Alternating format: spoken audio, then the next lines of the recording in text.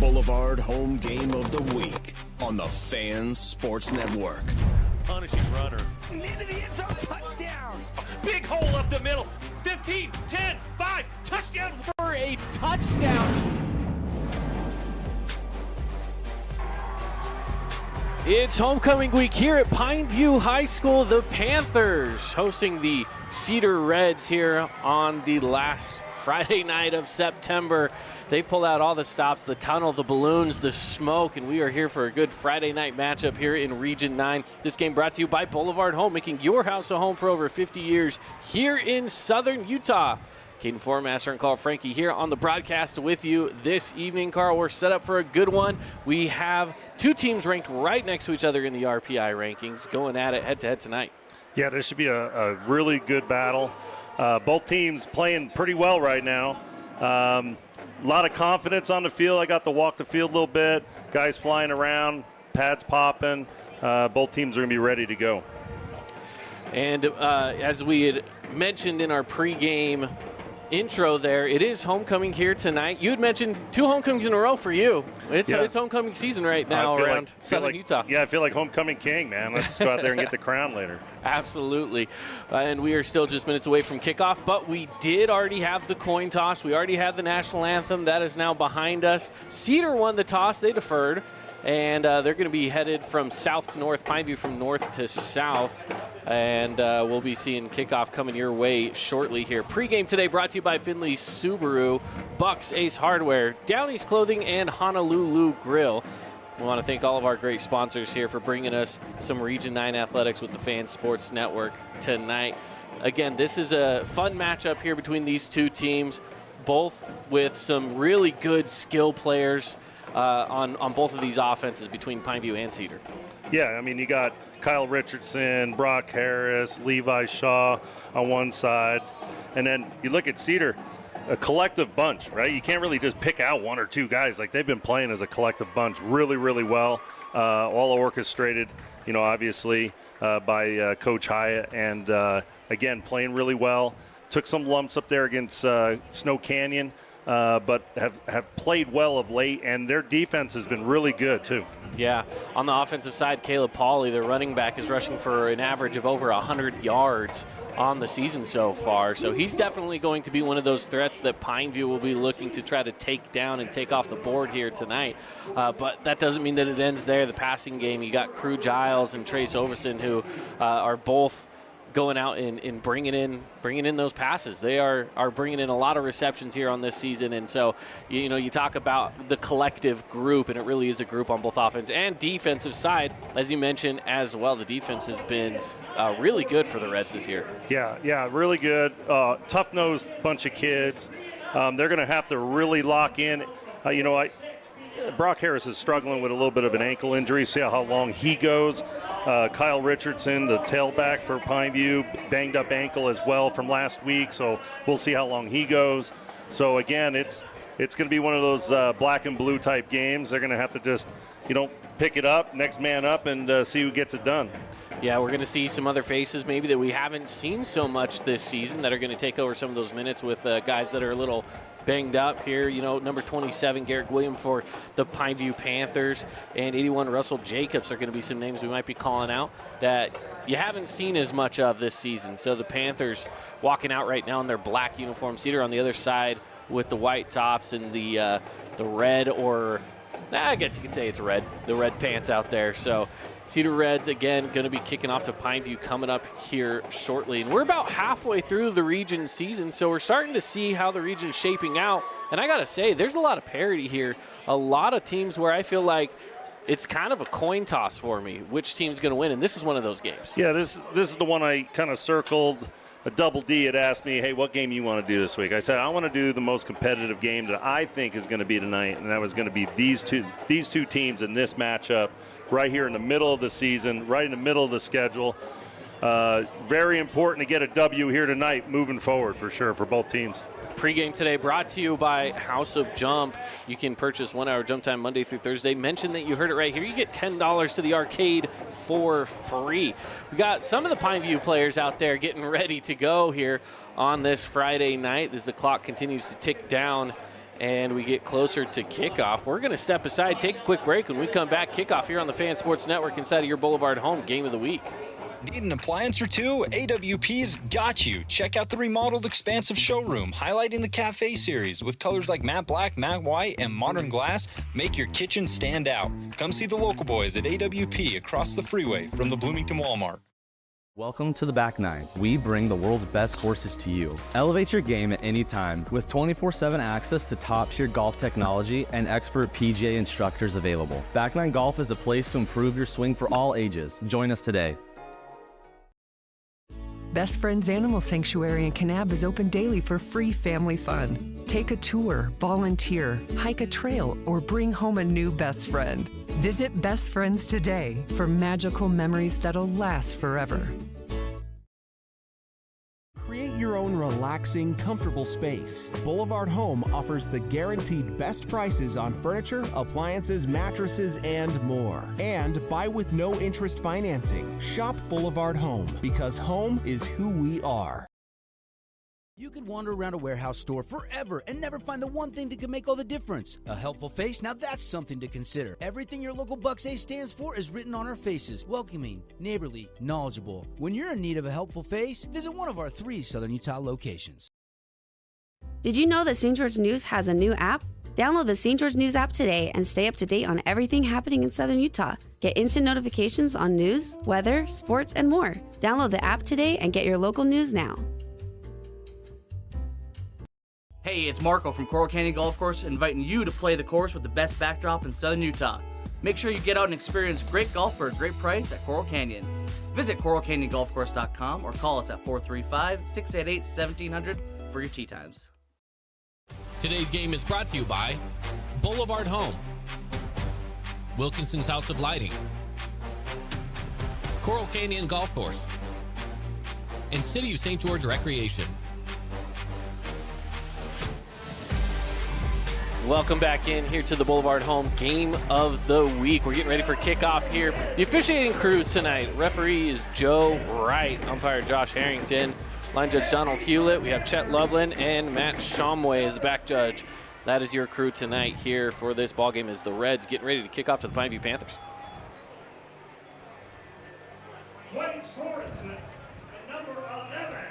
Let's see what Pineview comes out in early on in their offense, if they want to establish a run like they did last week or if they're going to throw the ball a little bit. Kick is away. It's a short one. Falls in around the 15. And bring it out, slipping through some tackles, taking it to the far side, goes out just past the 30-yard line. The Panthers will set up in a great field position. Brock Harris comes out for this first series like everyone would expect. Again, nursing a little bit of an ankle injury. Let's get to our Everbowl keys to the game here for the Pineview Panthers. Yeah, obviously they got to get the Reds in 3rd and long, rally and tackle tonight, and do what they need to do to win. So that's one of the coach's goals, is do whatever it takes here. 1st and 10, and we've already got some whistles going. I think they're telling number 4 for the Cedar Reds, Jaden Orr, to take something off. His knees weren't covered. I don't know if many people know this, but knee pads were invented to protect those that wore the leather helmets, not the other way around. There you go. Harris goes in motion, settles in, hand off, taken up the middle. Pushing forward for a good gain. Starting off where they did last week with a little bit of that Y motion across, a Y mo, and then they kick out with the tight end on that last man on, and then they're double teaming and washing down on the front side. 2nd down. A lot of teams run a lot of split zone, so that's basically what that is, a little split zone action. They just put them in motion early. 2nd and 5. You got trips to the boundary here with the Y. Send Yoakum back over, looking to pass into the flat. It's picked up, brought near side, nearly makes a miss, goes down at the 40-yard line. Nice little swing play there.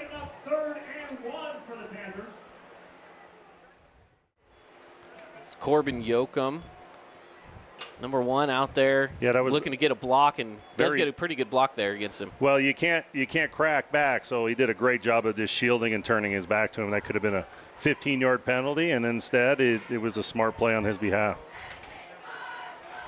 3rd down.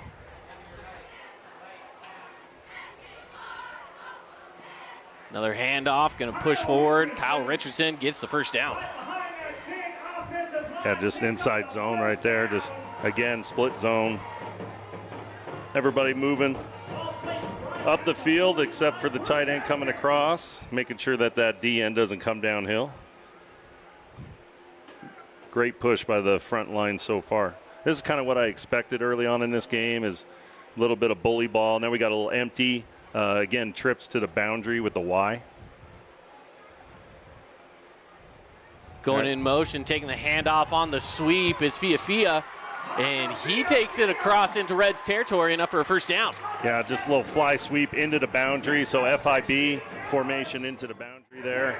And he was patient. If you go too fast and you run yourself right out of bounds, he stretched it out as far as he can go and then put his foot in the ground and went north and south. So that was executed very well. Fabulous Freddy's first down here for the Pineview Panthers.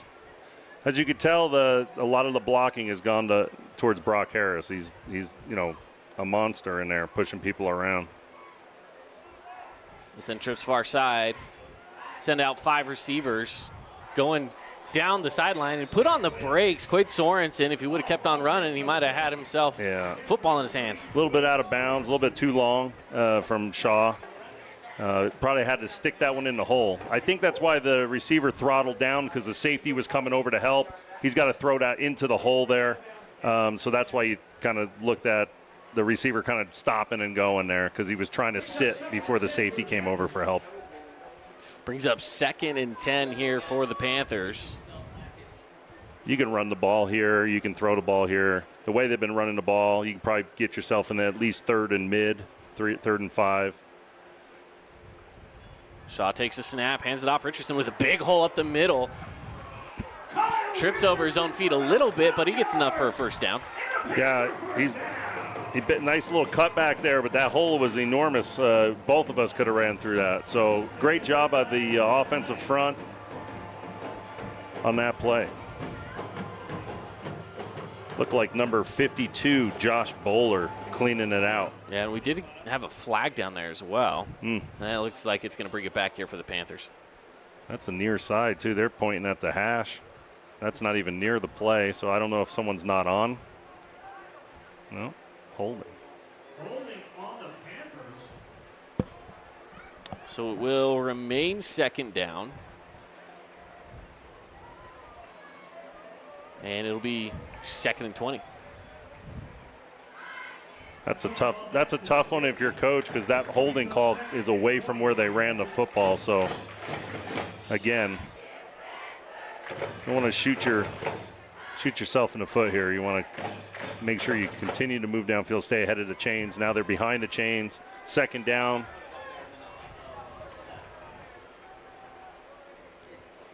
And after a really good run there as well. But you mentioned the hole that they created. And if they can continue to use the offensive line like that, it'll be good for them here as they push forward on another run play, but nowhere to go here. It's only a 2-yard gain. It'll be 3rd down. Yeah, just a simple little inside zone play. Doesn't get you much there. You're hoping to kind of catch him in something. Cedar had a little run blitz there up in A gap, and they guessed right on that play.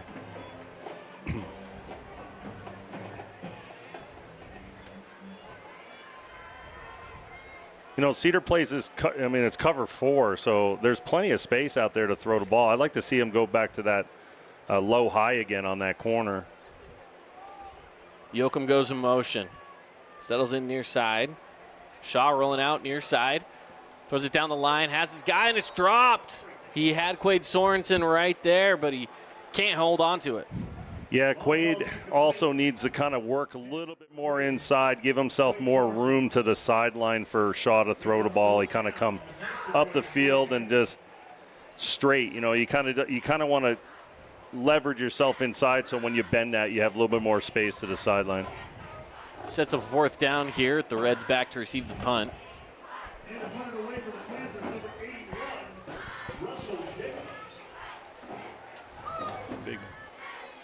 Crew Giles is back to receive here. Punt is away. Giles settles under it at the 15. Pushes it upfield, past the 25, now the 30. Continues on forward out of bounds at about the 37. Okay, Pineview's keys to the game. What was it? Stop the run and tackle, right? We got to tackle and do whatever it takes. So Cedar coming out, keys of the game, put pressure on the QB. They haven't done that yet, but they haven't thrown the ball a ton. +1 in the turnover battle, so they got to be +1 tonight to be able to win this thing, I think. And one big play on offense, one really big play on offense. Here we go, 1st and 10. First drive here for the Reds. Snaps away. It's going to be a handoff on the first play, taking it up the middle. Gain of about 5 here for Cedar. Yeah, again, just feeling each other out early, right? Kind of see what they're doing. Motion on the first down in the first series just to see if they're going to move or shift or change anything that they're doing. So Coach Hyatt trying to figure out, okay, what's Pineview doing anything different tonight than they've done in the last couple weeks? 2nd and 5. Make it 2nd and 6, excuse me. Looking to pass as Kelling has his guy, Trace Ovison. Yeah, good tackle. Gain about 3. So you're going to have about 3rd and 3 here on this play.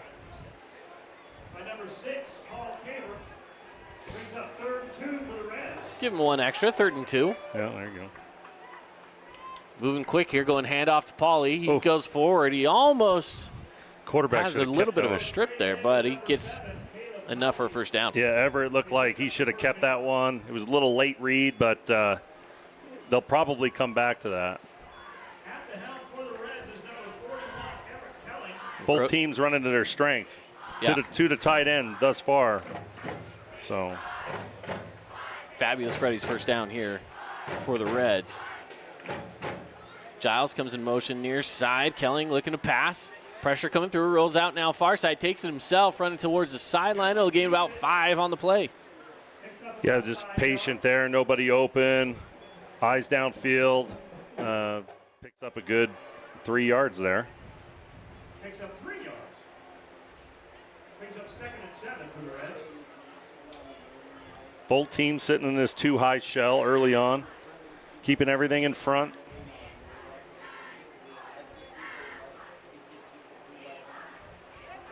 Trips near side. Kelling takes a snap. He'll hand it off. Hole up the middle for Pauly's. He's dragging a defender with him, and he gains 10 there on the play. Yeah, huge play there up front. So both teams have said, hey, we're here to run the football early, and they've done it.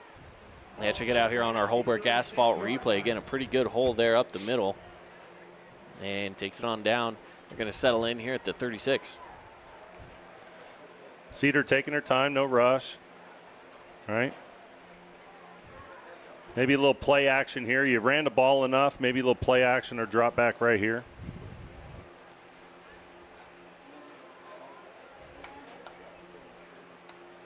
Kelling on the snap.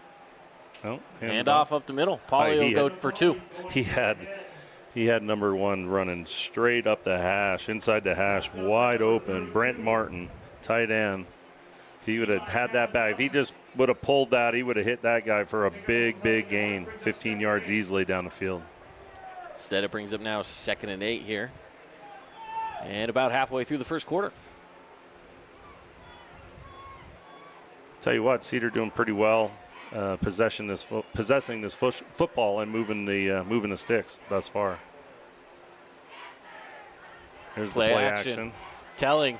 All day to throw. He rolls out instead, and he'll run it. Doesn't gain much on it. You know, that was tough because everything was to the wide side of the field. They're on the right hash, everything to the wide side of the field. That's a long throw for these high school kids. And you know what? But he had all day to throw. I mean, he could have. Good protection. He could have had breakfast back there. So I would like to see the Panthers start to bring a few extra dudes here and try to at least pressure here on 3rd down. See if they can get them to either go for it on 4th or kick a field goal. On 3rd down.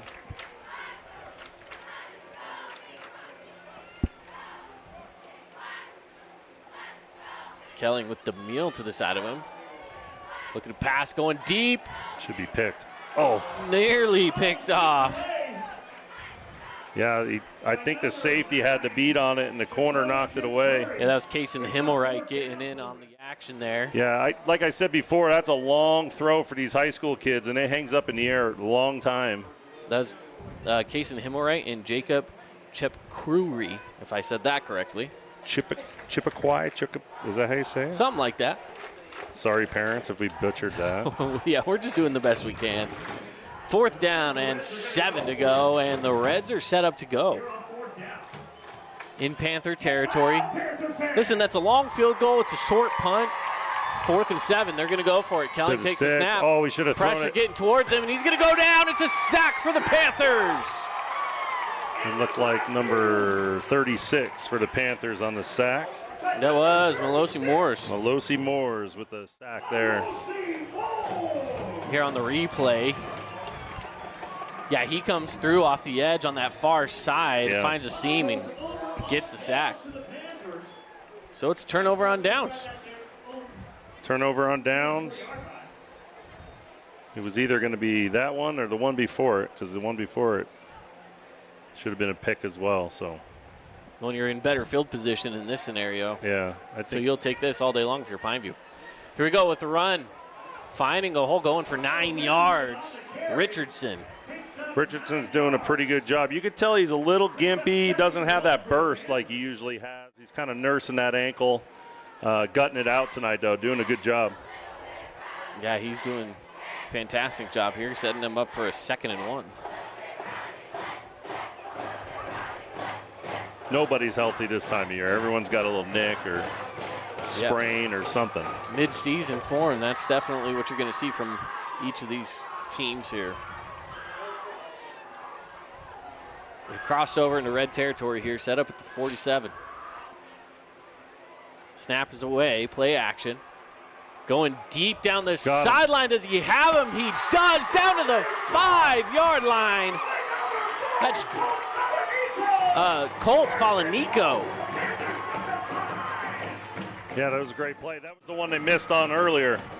They just ran it to the other side of the field, placed it in his pocket. It was a good throw. Levi Shaw leading, I think, all of Region 9 with passing yards thus far. He is. Yeah. Helps when you have a whole room with, 2 tight ends that can catch the ball well. Yeah. This is Wildcat. Yeah, this is their power package. They've been running this thing since Hosner was here. This is everything going right. Wherever those fullbacks are lined up, that's where they'll go. Sometimes they'll sneak a guy out into the flat. So maybe look to see that. If Cedar sells out, they might sneak a guy into the flat, that first guy through. What they do is they wash everything down. They kick out the 2 guys with the 2 fullbacks, and then the quarterback / RB, because they're in Wildcat, is just following those guys through the hole. Levi back out there, though. Maka Fiafia lost a helmet, so he had to come off to the sideline here. That's why they went back with Levi. Mm-hmm. On 2nd and goal. Snap goes to Shaw. He hands it off, pushing up, and is it enough? It is. Touchdown Panthers. There you go. Pretty simple. Run behind that big old line. Easy run play up the middle there, and good score here for Pineview. Get 6 points on the board early. Yeah, no, it was a good job. Kind of like that better because it keeps the defense honest, whether it's pass or run, other than that Wildcat where defense is kind of pinning their ears back, ready to come. Luke Lukengay now looking for the extra point. Kick is up and good. 7-0 now. Pineview leads as we are 3:37 left in the first quarter. We're going to step aside, take a break. More on the other side here on the Fan Sports Network inside your Boulevard Home Game of the Week. Fabulous Freddy's is the locals' choice for a full-service car wash. It's fast. Have your car washed in just 20 minutes or less. Fabulous Freddy's always keeps it clean inside and out with 2 Southern Utah locations as well as in Vegas, Lehigh, and Sandy. Huge news! Sport Court has a brand new showroom and design center, and it's next level. See why so many are choosing Sport Court here in Southern Utah for top quality basketball, pickleball, and multi-purpose courts. Learn more at sportcourtofsouthernutah.com. Today's game is brought to you by Appliance Wholesalers Plus, Buck's Ace Hardware, Dealer Collision, and Findlay Subaru. So Panthers get on the board early here. And they're getting ready to kick this one away to the Reds.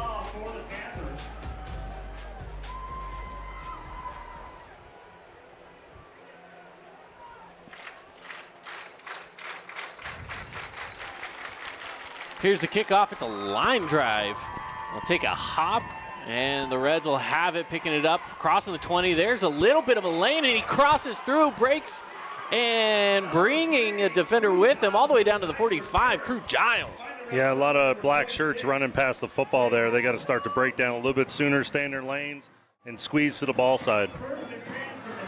And again, just some good movement here from Crew Giles as he takes Joseph Burgess for a little bit of a ride. They'll set up 1st and 10 at the 45. See what Cedar does the answer. They were moving. They kind of puttered out a little bit, but they were moving the ball quite effectively. You know, these corners give up a lot of space on the outside. Look kind of nickel and dime down the field and just take what the defense gives you. Kelling will pass, goes into the middle and drops the football. Ball, is it live or are they going to say incomplete? They say blew incomplete. it. Yeah, he didn't quite turn and make a move yet. It just, on contact, that ball came out. It was close, but I think it came out. You can check it out here on the replay. And yeah, it was right as he was turning. He didn't establish himself. Yeah, it was a good call. It was a good call. I agree. 2nd down.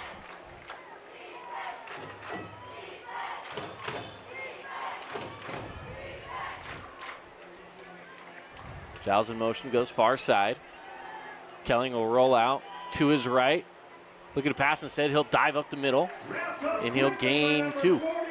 Yeah, it's pretty good. Pretty good staying with their receivers that whole way. That's kind of hard to ask of those DBs to kind of stay with guys that long, but they did a really good job at that. Strung that play out long enough until they had some help there to make that tackle.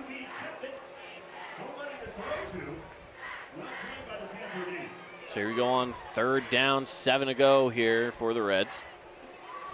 2:50 left to play in the first quarter.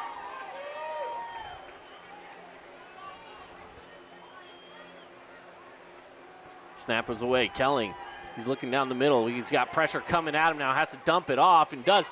It's caught and crossed over for a 1st down. What a play by the running back, Caleb Pauly. Yeah, I didn't even see him because he was all the bodies. I thought he just dumped it outside to get rid of it, and all of a sudden someone comes shooting out of there. Pretty good job there by Everett Kelling to keep that thing alive. He wanted to go early to the guy in motion, but he got bumped off his route. The linebacker did a good job redirecting there, and he had to come off him pretty quick. And heads up play by Pauly to be able to bring the ball in and take it off for the 8-yard gain. Kelling now to pass on 1st and 10. Has his receiver. That's number 1, Brent Martin. Yeah, another 1st down. It was a great play. That's just a little high-low. They run the drag with the dig on top of it, and then a post deep between the safeties, and the tight end came clean for that dig route.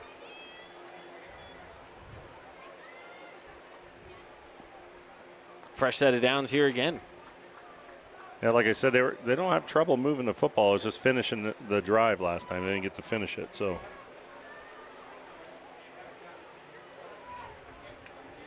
Snap away, and it's a handoff. Taken up the middle, and not too much to gain there. Good 4 yards on 1st down. Yeah, good 4 yards on 1st down. I'll take that every day if you're an OC. The box is light, so what we mean by box is light is if you count the numbers in there, depending on the formation from Cedar, the amount of bodies in there get pretty light, and you can run against a light box. Right now, it's a little bit of heavier box, so you want to probably throw this thing on the perimeter a little bit. like to the boundary. 2nd and 6. Kelling. He'll pass off to the side. Is it enough for a first down? It's going to be close, but it's DeMille again. Great job just delivering the football. Knew he had to back out into the flat to the boundary. Most of Pine View's defense was covering the field and the run there. And now it puts you in a good 3rd and short, 3rd and manageable. Yeah, and DeMille came up just a couple yards short. 3rd and 2.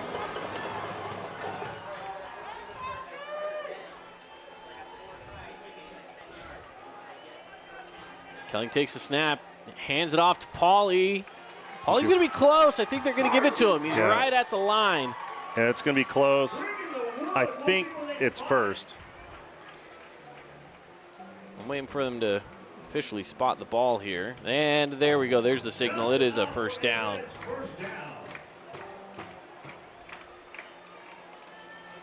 Now with under a minute to play, and the Reds are looking to reach into that Red Rock Real Estate red zone. Got enough for one more play here.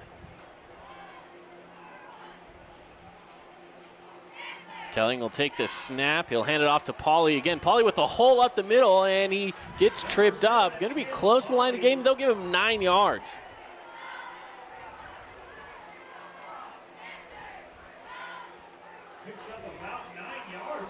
And that might take us. We'll see if they want to get one more play off here before the end of the first quarter.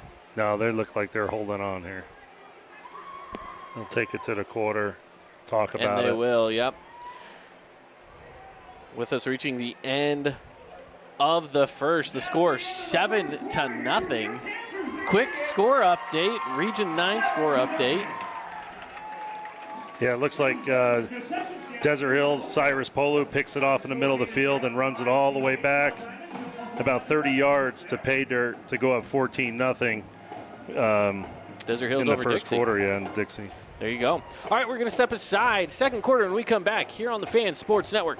Remember when Down East was all scratch and dent furniture, your go-to for dorm rooms, kids' rooms, and first homes? Well, the times have changed, and Down East has changed with you. Down East is proud to offer our beautiful collection of high-quality furniture designed to elevate your space and make a statement. From stylish sofas and dining tables to cozy bedroom collections. If you're starting fresh or looking to upgrade, Down East has everything you need to create the home you'll love. Today's game is brought to you by Down East, House of Jump, UD and Associates, and Best Friends Animal Sanctuary.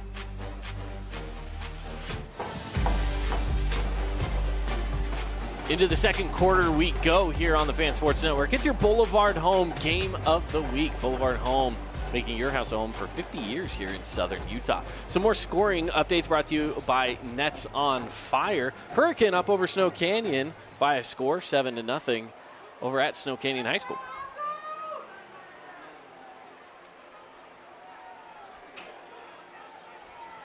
So on second down, 2nd and 1, it's Pauly again, and he'll push forward.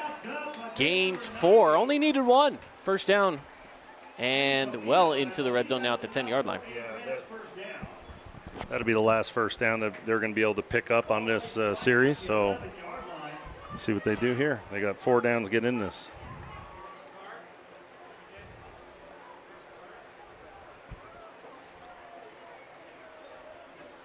So first and goal from the 10.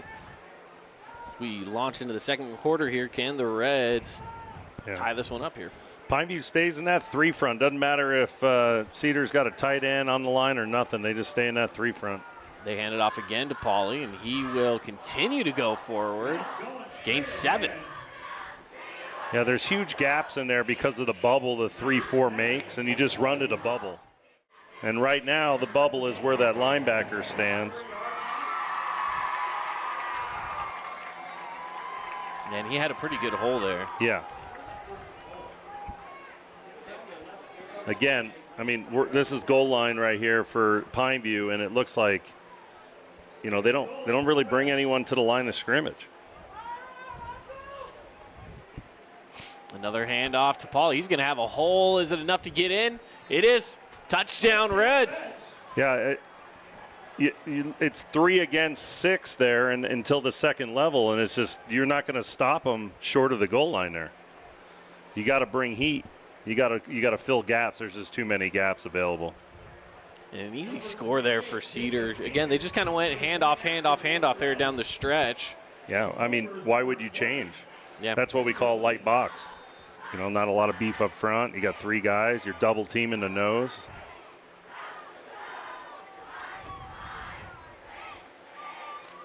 The extra point It's is blocked. up. Oh, it went through. It still ended up sneaking on in. Wow. Yeah, I never got those lucky ones when I kicked them. Were you a kicker? I used to kick. Yeah, I used to kick, punt, play quarterback. I mean, did it all. A little bit of everything, huh? Yeah. We'll keep it right here. Tied game 7-7 in the second quarter. Want to thank some of our great local partners that are bringing us high school football this season, like Findlay Subaru. We're going to be giving out some awards at the end of this whole thing, and one of those will be our Findlay Subaru Star of the Game. You can go check out the all-star lineup on the savings side of the freeway. Check out all the great deals at findlaysubaru.com.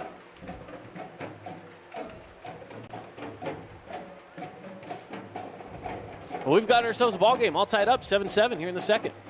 Yeah, there's your answer. Coach Hyatt staying very patient with the run. Didn't need to panic.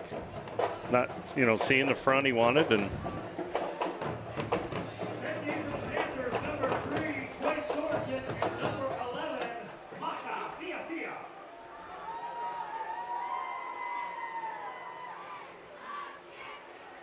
so kickoff is away, falls in at about the 10, and brought out now just past the 25. pretty good coverage there by Cedar.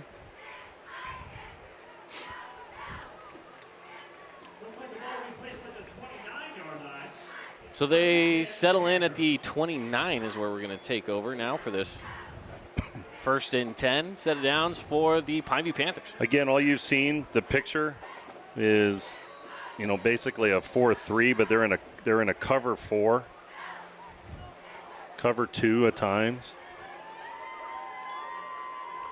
Looking to pass to Shaw, dumps it off wide open, taking it down to the far side.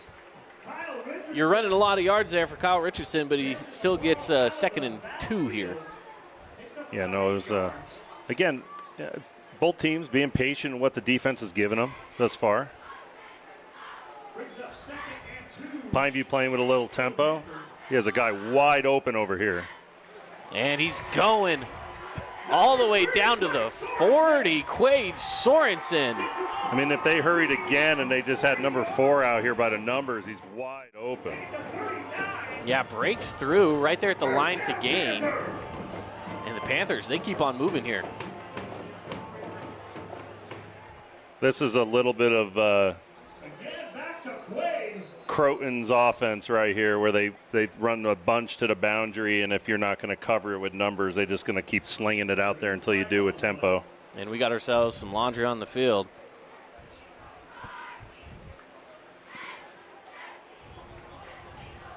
Let's see what the flag is. It's either offensive holding or a face mask of some kind. Yeah. Looks like they're going to walk them back, though. Looks that way.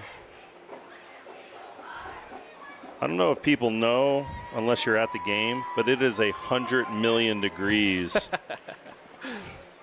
out there today. So they do end up walking it back here. This press box at Pineview, if anyone's listening at Washington County School District, needs AC units. And they do have one? Busted. Nope. It is busted. It is busted. Listen, we got to replace that thing. I'm putting it. I'm talking for Mike Meese, coach or Principal Mike Meese needs an AC unit in this press box for these fine people. That's right. We're doing the work here for the I was at Crimson's last week. There, I mean, the press box is huge. AC units everywhere. I mean, plush carpet. I think there was a lazy boy in the corner. Someone serving you grapes. Yeah, fanning me. A little bit of everything. Gosh. Caviar at halftime. 1st and 15, Pineview. Yeah, here's that bunch. See, they still don't have enough numbers over there. This ball's going right over there. I'd like to see the running back on the other side fake inside zone and throw it over there, but they'll send Yoakum in motion. Still got 2 on that far side. They'll go handoff to Richardson, and he'll go forward for about 4. He just kind of keeps motoring around. I mean, he just finds a little gap, a little space here and there, and just keeps those feet moving. 2nd and 11 here.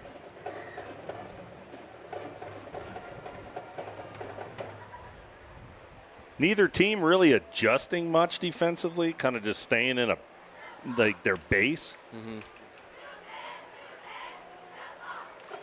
On 2nd and 11. Cedar is a little bit better fit here to stop the run with the guys they have in the box.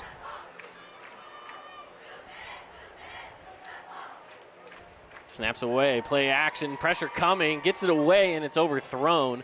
Had both of his tight ends over there on that far side, but nowhere to go with it. Yeah. That pressure coming at you, it gets you a little antsy. And in this case, he threw it over the top of his receivers. Yeah. You want to throw it into that pressure, too, because that's usually where there's going to be the open window. He had the right guy there. I thought he kind of, I'm not going to say panicked, but he kind of just tried. I think he thought the clock was moving a lot quicker than it was.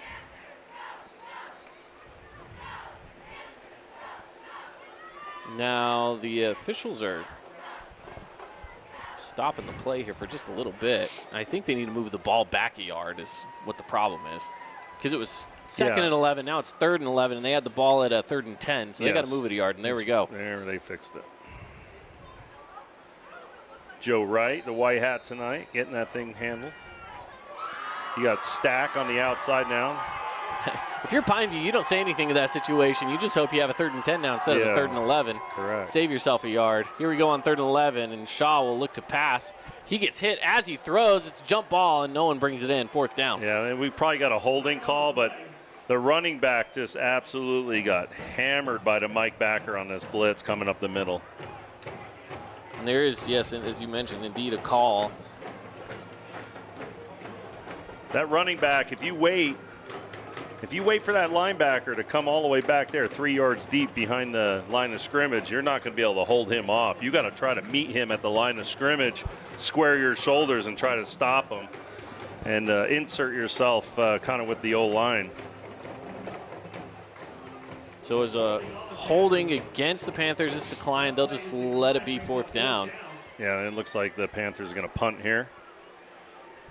With 9:11 left on the clock and tied 7-7, you're trying to flip the field here, get yourself, put your defense out there in good field position. Good place to fake, too, if you wanted to. True, you are in red territory.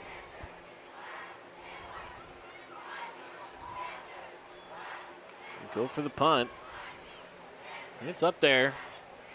That's a perfect punt. Don't touch it.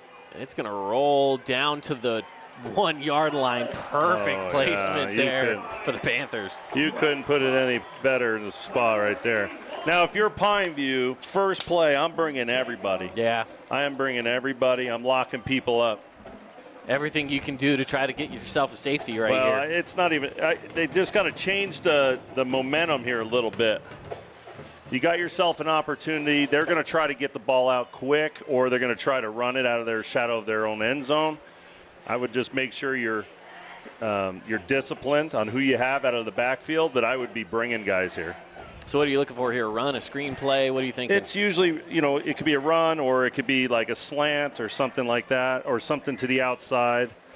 We'll see what Cedar wants to do. They want to run the football. They're going to run it, and there is a gap, and it will be enough for a first down. You got a 3-man front, and they got 7 guys on the line of scrimmage. You're not going to be able to stop. They're just running duo. They're double teaming everybody, and they're just running gaps.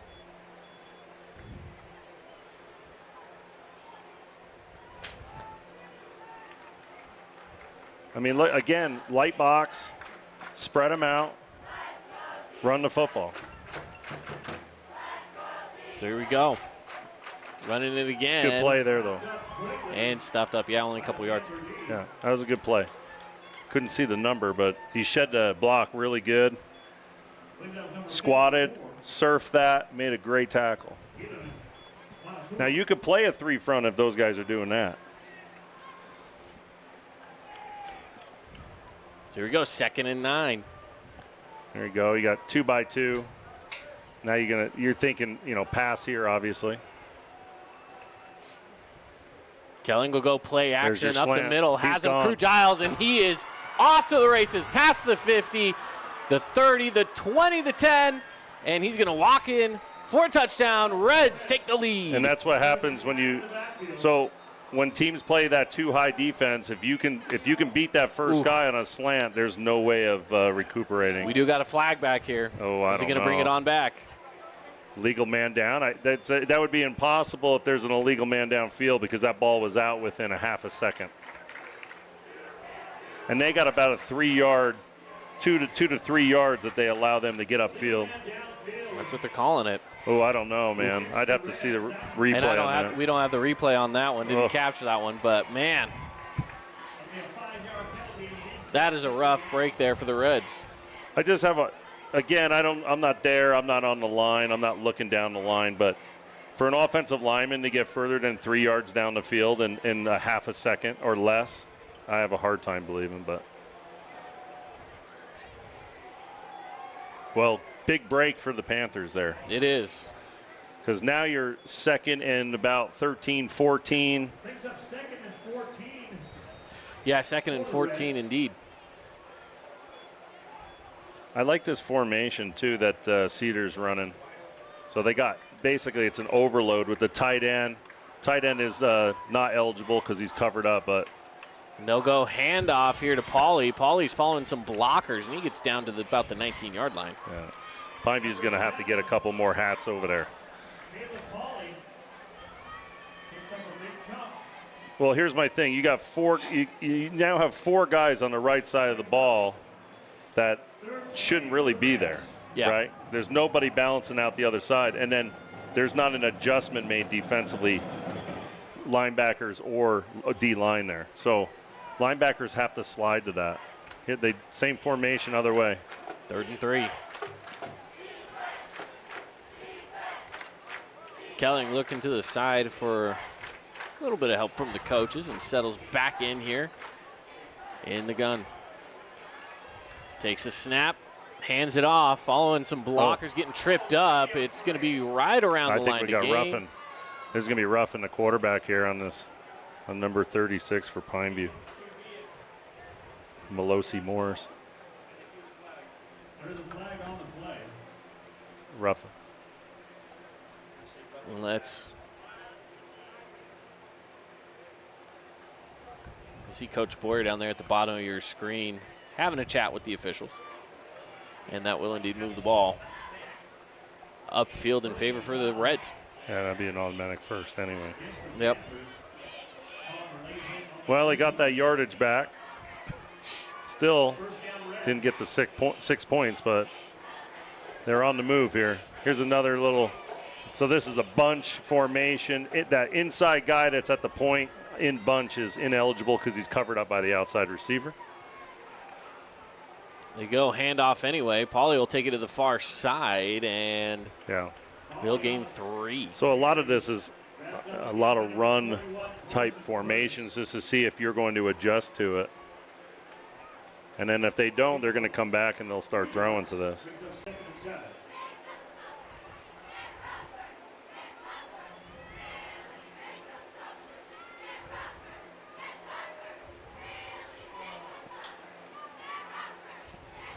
Here we go.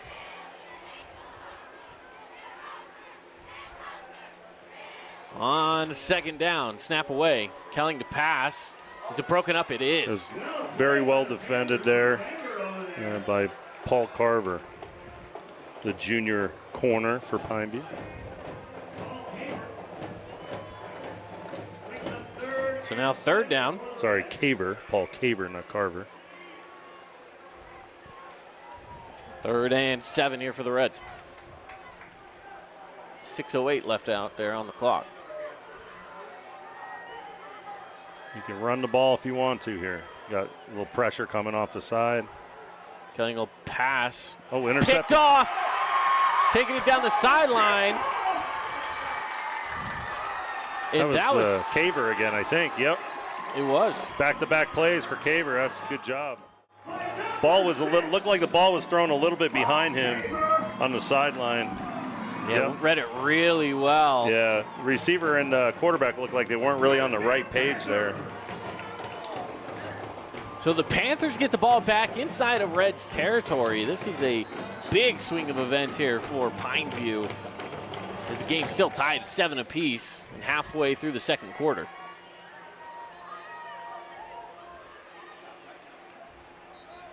Got some whistles down on the field, and looks like we've got ourselves some timeout. So with that timeout, we'll take one ourselves. Again, 7-7, tied game here with 6:03 left to go in the first half on the Fan Sports Network.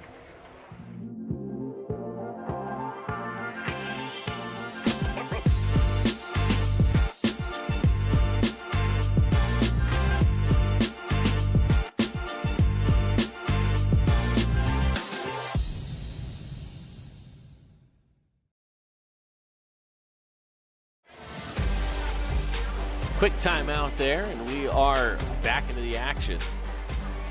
Pineview setting up their offense on 1st and 10.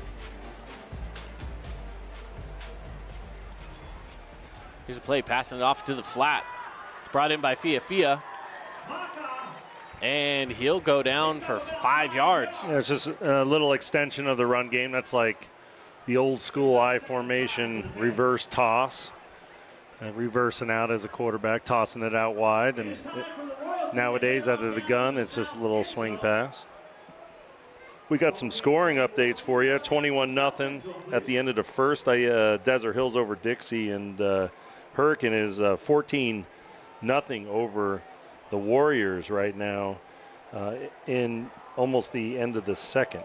Shaw going deep, and it's broken up. That'll be 3rd down. Intended for Colt Falanico. Check it out here on the Holbrook Asphalt replay.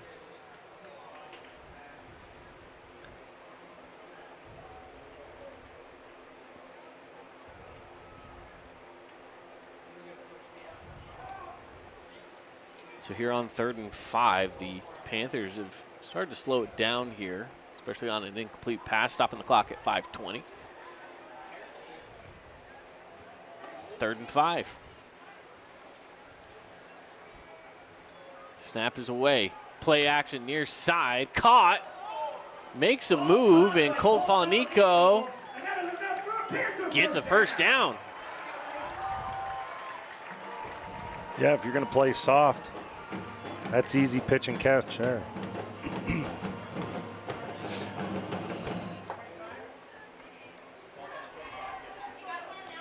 A score update as well. Crimson and Stansbury are tied right now, 7-7.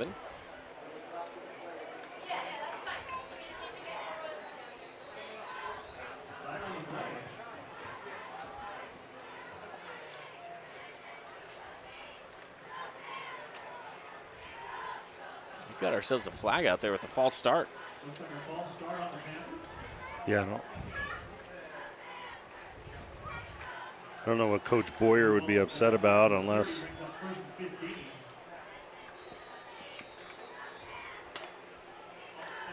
Well, now sets him up 1st and 15. Ball at the 30. Shaw sends Fia in motion. He's got him wide open, too. He goes up the middle instead. Yeah, that's a good and ball. Gets Corbin Yoakum. And that's enough for a 1st down. Yeah, nice little play there, a little wrinkle. I like the formation. Again, they kind of put him in. He could have thrown to the flat or there. They were both wide open. Nice job. Fresh set of downs, 1st and 10. Delayed handoff. That's Garrett William. And he pushes forward for 4. Again, both teams still being patient with the run game.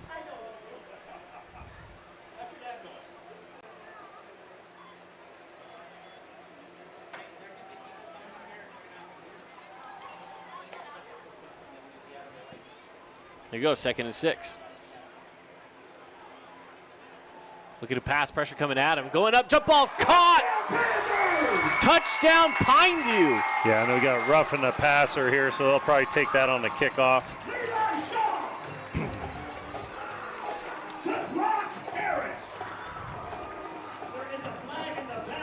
They kind of hit Brock on the line of scrimmage. He's been blocking all day, and that time they slipped him up the field on a little, it's kind of like the old tight end dump play, but they just slip him up the hash there and or the middle of the field.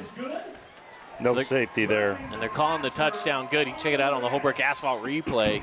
Yeah, they're going to take this penalty on the kickoff, 15 yards. So look to Pineview to maybe pooch it or even onside kick here, because if you kick it, you're going to kick it into Costco. So you might as well you kind of nub it up there. That's right. And give yourself a chance of maybe a turnover. The extra point is up. And that's Luke Ngay. And he gets it to go.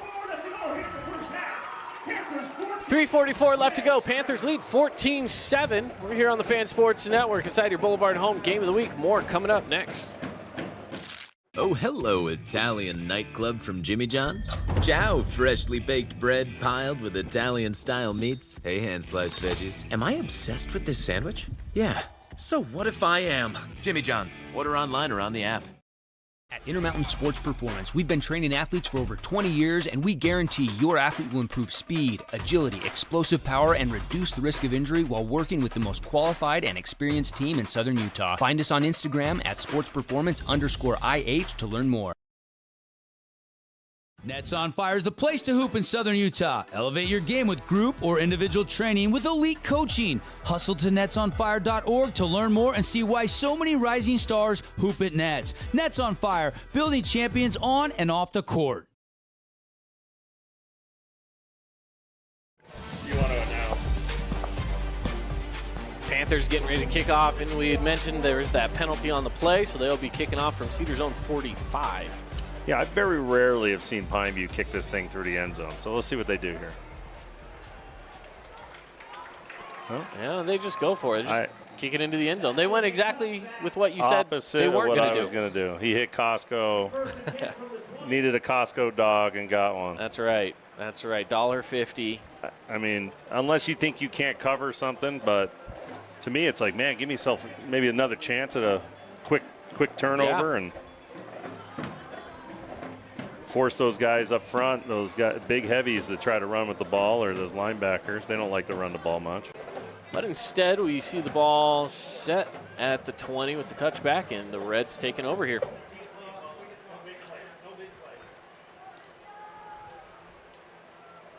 On first down, the Reds got 3:44 to try to get downfield and score before the half. Pass up the middle is caught. That's a great play there. Brought in for a 20-yard gain. Everett Kelling just putting that right on rhythm. Took his 3-step, little hitch, rock and pop, hit him right over the middle of the field. And that's Dylan Crowley on the play. Dylan Crowley, yep.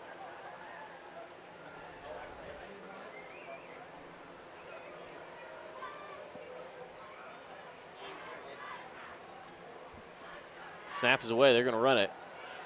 Pauly goes down for there's a 6-yard gain. You got 3 minutes left. You got 3 timeouts left. There is no hurry here if you're Cedar. Second down. Plenty of time to get down, as you mentioned. Mm-hmm. I mean, they probably wanted to snap the ball a little bit sooner than this, but. And here we go, Kelling. He's going to pass.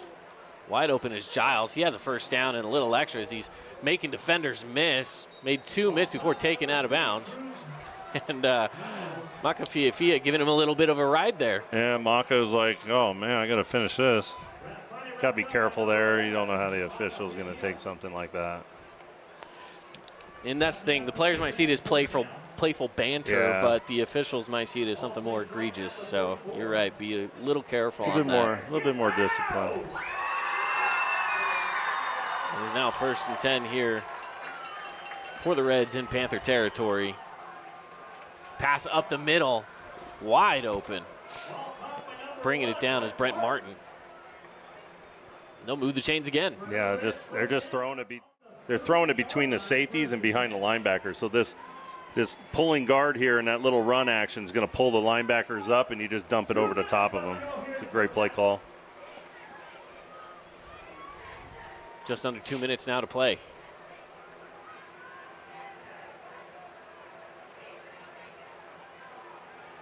Going with the handoff is Pauly. He's going to take it out to the left side. Gains 4. Yeah, we got an injured Panther on the ground here.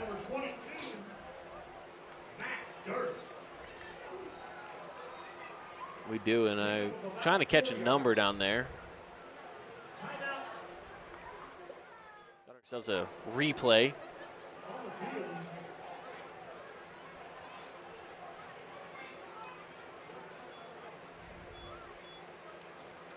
$54. Yeah, that is. It's Helaman Manutai. And favoring that right leg.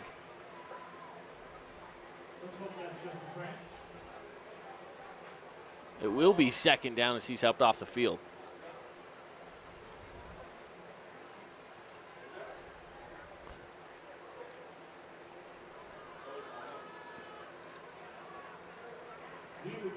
Well, here's the situation here. It's 1:41 left on the clock. You got 3 timeouts.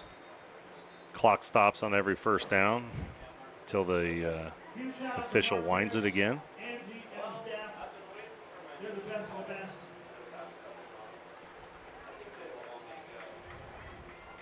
He gets helped off the field and making his way over to the trainer's table. And again, if you're Cedar, you don't really have to push the envelope. You can still take what the defense gives you. You got plenty of time. You can throw to the middle of the field because you got 3 timeouts.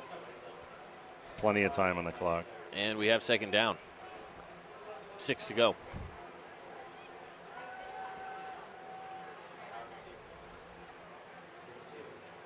Kelling takes a snap. He's looking long. It's going to come up. Oh. Short. Just knocked away there. And I believe that was, again, Jacob Chepkruri. Yeah, if he got the ball out wider to the sideline, it could have been 6, but the ball kind of fell. Didn't have enough on it. And a long throw there for That's a long way to go. The ball's in the air for a long time on those passes. You're on the left hash, and you're trying to throw it over to the right 40 corner. yards to the right pylon. So gives the defender a lot of time to make moves, get in position. Yep, and a little recovery time there. 3rd and 6. Kelling drops back. Goes to the crosser, and Giles. Giles makes 2 guys miss, 3 guys miss. He's still falling forward. Gets down to the 15. It's first down. Easily a first down. Yep. Clock stops. They'll mark it on the right half, on the 15-yard line. Plenty of time. They just took a timeout. Cedar did, so. Yep, with Cedar taking a timeout, we'll take one ourselves. When we come back, we're wrapping up the first half of play here on the Fan Sports Network. Don't go anywhere. As a local business owner, it's important to get the word out about your business. More people equals more revenue for you. Get your business in front of over 160,000 people in southern Utah each week with St. George News. Contact St. George News today. Scooter's Coffee and Hurricane is the best way to start your day or get you through your day. From breakfast sandwiches to cinnamon rolls to amazing smoothies and, of course, coffee. Anytime is a good time to sip and smile Scooter's Coffee. Open 7 days a week. When it comes to your child's teeth, Dr. Cody and his experienced staff at Johnson Pediatric Dentistry are game changers. So when it comes to checkups, a toothache, or any problem with your kid's teeth, call experienced veteran Dr. Cody Johnson at Johnson Pediatric Dentistry, 628-0511. Back at it here, fresh set of downs for the Reds coming out of the timeout. 58 seconds on the clock. They got trips far side, and Kelling is looking to pass. Goes up, has a receiver, brought down after a gain of 11. It's another first down, 1st and goal from the 4. Yep, and that'd be the last first down they can get here, so it's got 4 plays to punch it in. 4 plays. Well, you got And you got your playbook here open. You can do whatever you want. If you see a box that you like, you can run the ball. Now you're getting man. And they're stacking it in, but he evades it. It's a touchdown for the Reds. And nobody in that gap. With an extra point here, they could tie this thing up as we are 38 seconds from going into the half.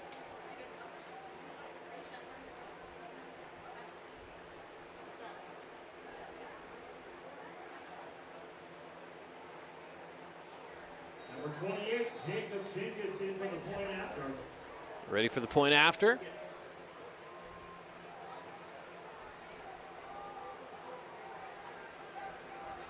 Snap is away. Kick is up. Money. And it is good. Tied ball game. 14-14. Keep it here with 38 seconds left to go in the first half from this homecoming game at Pineview High School. And again, the Panthers and Reds just kind of taking it blow for blow here now. Yeah, both offenses kind of having their way so far. Getting ready for another kickoff here, brought to you by Best Friends Animal Sanctuary. Every animal deserves a loving home. You can go take a tour of their facility out in Kanab and have a little weekend getaway. Visit them online as well, bestfriends.org.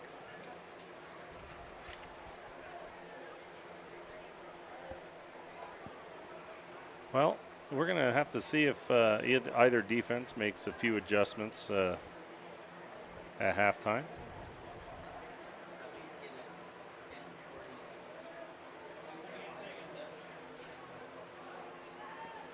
Cedar will kick this one away.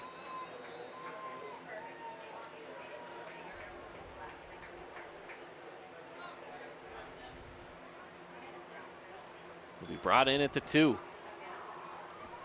Coming this way with it, Quade Sorensen. And he'll go down at the 25. And that's where the Panthers will set up on first down with 32 seconds. So either take a knee, go into the half, or maybe they take one shot. I don't know. You just don't want to turn the ball over or get a strip sack here or anything dumb, right? Right. You've played well. You don't want to give them any advantage here. So the way they're lining up looks like they're going to run a play. So.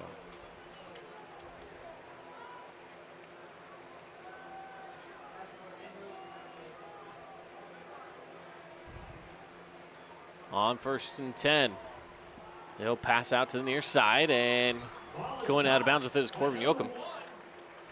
I like this Yoakum kid. He's a good player. So second down and 1 to go. 27 seconds out there on the clock.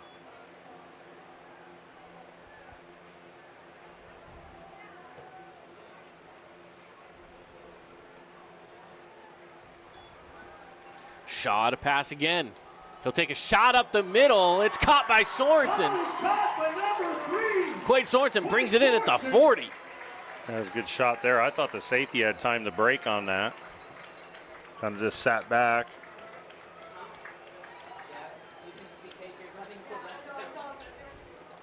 Big play by the Panthers. They're going to take a timeout. So with that timeout, 19.8, we'll keep it right here.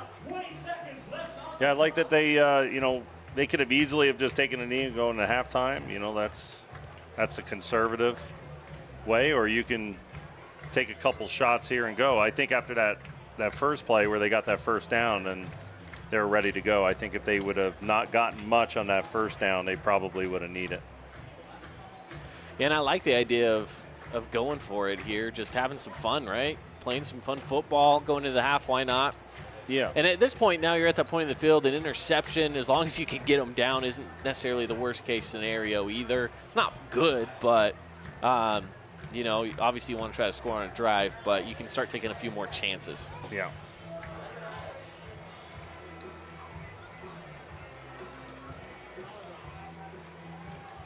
So let's see what the Panthers scheme up here. On first down. 19 seconds. Shaw will look to pass. Good protection. He's going to go to the sideline. Nearly. Yeah, he's just stared at him the entire way. Yeah, Colt Falanico had about 3 defenders on top of him. Yeah. As the ball came in. 2nd and 10, 14.6 now. The incomplete pass, though, does give you a little extra time to set up the right play. Yeah, I wonder if they run screen here, maybe. Expect maybe a little bit of a pass rush, who knows? Absolutely. Yep, a little bit of a... They're going to roll out. Pressure there, and he's going to go down. Oh, he's lucky, too, because that ball was loose. And with that, that should take us to the half. Score all tied up, 14 apiece. The Reds answered back to the Panthers' lead, and we've got ourselves a tied ball game. When we come back, it's going to be our Great Harvest Bread Company halftime show. We're going to go over the scores from across Region 9 and give you the insight into the first half of play here from Pineview High School on their homecoming game against the Cedar Reds. That's coming up after the break on the Fan Sports Network. At Intermountain Sports Performance, we've been training athletes for over 20 years, and we guarantee your athlete will improve speed, agility, explosive power, and reduce the risk of injury while working with the most qualified and experienced team in Southern Utah. Find us on Instagram at sportsperformance_IH to learn more. Hey, it's Luke with Udine Associates at American Family Insurance. At Udine Associates, we love insurance so you don't have to. With a quick call, we can get you an instant quote with the right coverages. My team of licensed agents are ready to help you with better insurance from American Family. Give us a call at 435-251-9102.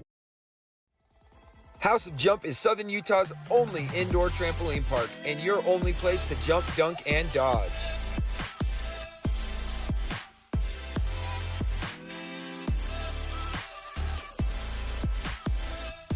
Head on over to our house, the House of Jump. You could wander around a warehouse store forever and never find the one thing that can make all the difference. A helpful face? Now that's something to consider. Everything your local Bucks A stands for is written on our faces. Welcoming, neighborly, knowledgeable. When you're in need of a helpful face, visit one of our 3 Southern Utah locations. Hi, I'm Jermaine O'Jegman from The Rink, and I'm inviting you to come out and skate The Rink. The Rink is the hot spot in town for big group events and kid birthday parties. We now have a karaoke room and retro skate night every Friday night. Visit skatetherink.com to learn more and let the good times roll at The Rink.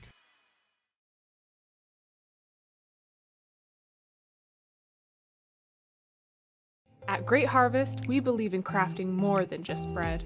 We provide crisp, garden-fresh salads and savory sandwiches.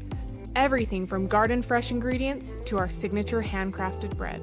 Our friendly staff will guide you to find a meal that will leave you craving seconds. At Great Harvest, we truly provide something for everyone. And don't forget our baked goods. Satisfy your sweet tooth and finish your meal with a brownie or cinnamon roll. Come visit us at Great Harvest. Aloha, sports fans. It's Boo and Nick from Honolulu Grill.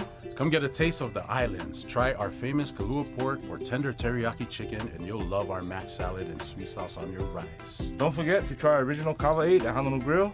It's game time. Hey, St. George. This is Brian. I'm the new owner of your local Everbowl. Looking for a delicious, nutritious meal?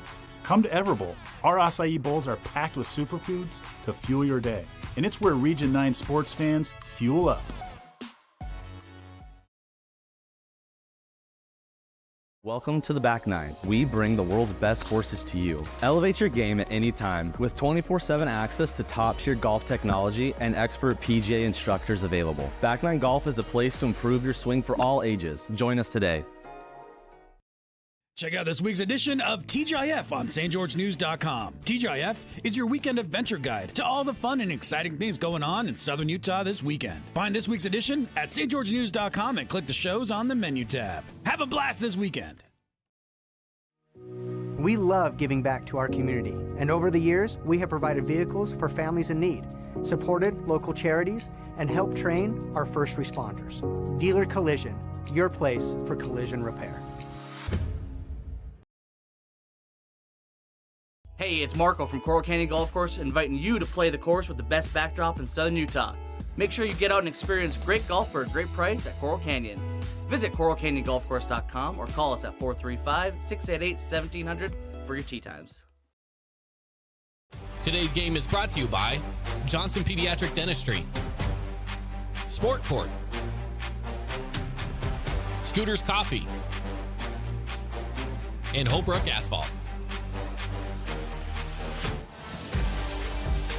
Welcome back to your Boulevard Home Game of the Week here on the Fan Sports Network, getting you set up for halftime here, and the halftime is brought to you by Great Harvest Bread Company. There's no better place to grab breakfast, lunch, grab some soup, sandwich, and more over at Great Harvest, 2 locations in southern Utah. Score right now at the half, we have tied ball game, 14-14 from Pineview High School. Cedar answers back right there towards the tail end of the first half of play. And it's a bit of a ball game here at Pineview High School. We've got ourselves a good one. And as we get into it, let's talk a little bit about the first half here, Carl. It was a little back and forth. We had, I believe it was Pineview striking first. And then Cedar was able to just kind of run the ball. They were just taking chunk yards a little bit at a time. They got down within the red zone, and it was just run, run, run. They were able to pound it in. Well, a couple things concern me about Pineview's defense. They are tackling better tonight, but it's not until they get into the second level of the defense. So they've made a couple big plays at the line of scrimmage, but Cedar has gotten to the second level quite a bit. Yep. Especially down at goal line. It was super surprising that Pineview kind of just stayed back and stayed in that 3 front. The 4 backers are off the line. And, they kind of just walked in down there. Yeah. Anyway, hopefully they fix that. They tried to go man on the second time they were down there in the goal line. They tried going man, and they still weren't able to stop them. There was the gap integrity wasn't there. Someone left a huge gap open, and, again, they just walked in. But, anyway, both teams have shown what they've been showing the last couple weeks. Again, it's going to be the big play. Who comes up with the big play or the big stop or the big interception or turnover is going to make or break one of these teams. Right. Let's revisit the keys to the game here. For Pineview, the keys were to get reds in 3rd and long, and we haven't really seen that too much here in this game. No, it's because of how well they've been able to run the football that they haven't been kept out of those long yardages, except for maybe a flag here or there on offense, on a holding or something. So getting them in 3rd and long, Pineview hasn't done yet. And we had already talked about the tackling. It has gotten better, but there are still some issues there that they can clean up a little bit. Yeah, I think a lot of it is just getting helmets, or I call them hats, getting people in areas where you need to cover for run. And sometimes they're a little soft in some areas. And credit Cedar for that, because they've used formations to help give them the advantage in that. And taking a look at the keys to the game for the Cedar Reds as well. You talked about putting the pressure on the QB. We've seen that a little bit. We saw that right here towards the tail end. That was how we ended the first half. Yeah, put pressure on the QB, especially in those passing situations, those passing downs where they're going to throw the football. They got to find a way to get to the quarterback and at least flush Levi Shaw from sitting back there comfortably. And then +1 in the turnover battle. Pineview's +1. Yeah, Pineview is +1. So they should be +2, actually. Correct. But the corner knocked it away from the safety. But anyway, they are +1, and Cedar needs now get 2 turnovers. I think they got to get the ball back and limit the possessions of Pineview. Talk about one big play on offense. We've seen a few pretty big plays, but nothing. Yeah, they had to one the that got extent called of back, big right? play. Exactly. Yeah. They had that just a dump off pass to Crew Giles, and he took it to the house, and it got brought right on back. Yeah, legal man downfield. Yeah. And, at least in their defense, they were able to still get back and score eventually, but not on that drive. Yeah, not on that drive. We've seen some big throws, a couple 20 to 30-yard throws here and there, but mostly it's just been a really good run game, 4, 5, 3, 6, 10 yards at a time, and control the football and not turn the ball over. So both teams kind of running the same type of offense, control and score on the other end. Yeah. Let's take a quick break again here inside of our Great Harvest Bread Company halftime show. When we come back, we're going to take a look at the scores from across Region 9. We've got 4 games in action tonight, this being one of them. We have Desert Hills at Dixie and Hurricane at Snow Canyon, plus a bonus game of Crimson Cliffs at Stansbury in their bye week. We're going to get to those scores when we come back here on the Fan Sports Network. Need an appliance or two? AWP's got you. Check out the remodeled expansive showroom, highlighting the Cafe series with colors like matte black, matte white, and modern glass. Make your kitchen stand out. Come see the local boys at AWP across the freeway from the Bloomington Walmart. Best Friends Animal Sanctuary in Kanab is open daily for free family fun. Take a tour, volunteer, hike a trail, or bring home a new best friend. Visit Best Friends today for magical memories that'll last forever.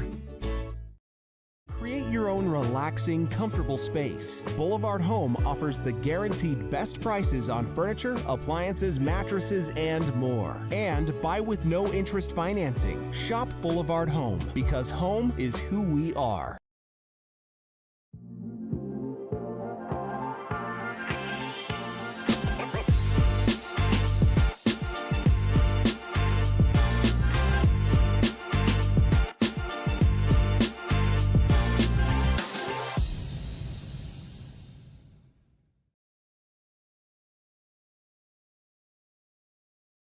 Scooter's Coffee and Hurricane is the best way to start your day or get you through your day. From breakfast sandwiches to cinnamon rolls to amazing smoothies and, of course, coffee, anytime is a good time to sip and smile. Scooter's Coffee, open 7 days a week. House of Jump is Southern Utah's only indoor trampoline park and your only place to jump, dunk, and dodge.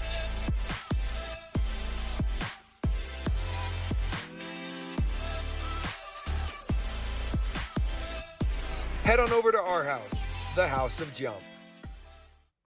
When it comes to your child's teeth, Dr. Cody and his experienced staff at Johnson Pediatric Dentistry are game changers. So when it comes to checkups, a toothache, or any problem with your kid's teeth, call experienced veteran Dr. Cody Johnson at Johnson Pediatric Dentistry, 628-0511. Check out this week's edition of TGIF on StGeorgeNews.com. TGIF is your weekend adventure guide to all the fun and exciting things going on in Southern Utah this weekend. Find this week's edition at StGeorgeNews.com and click the shows on the menu tab. Have a blast this weekend.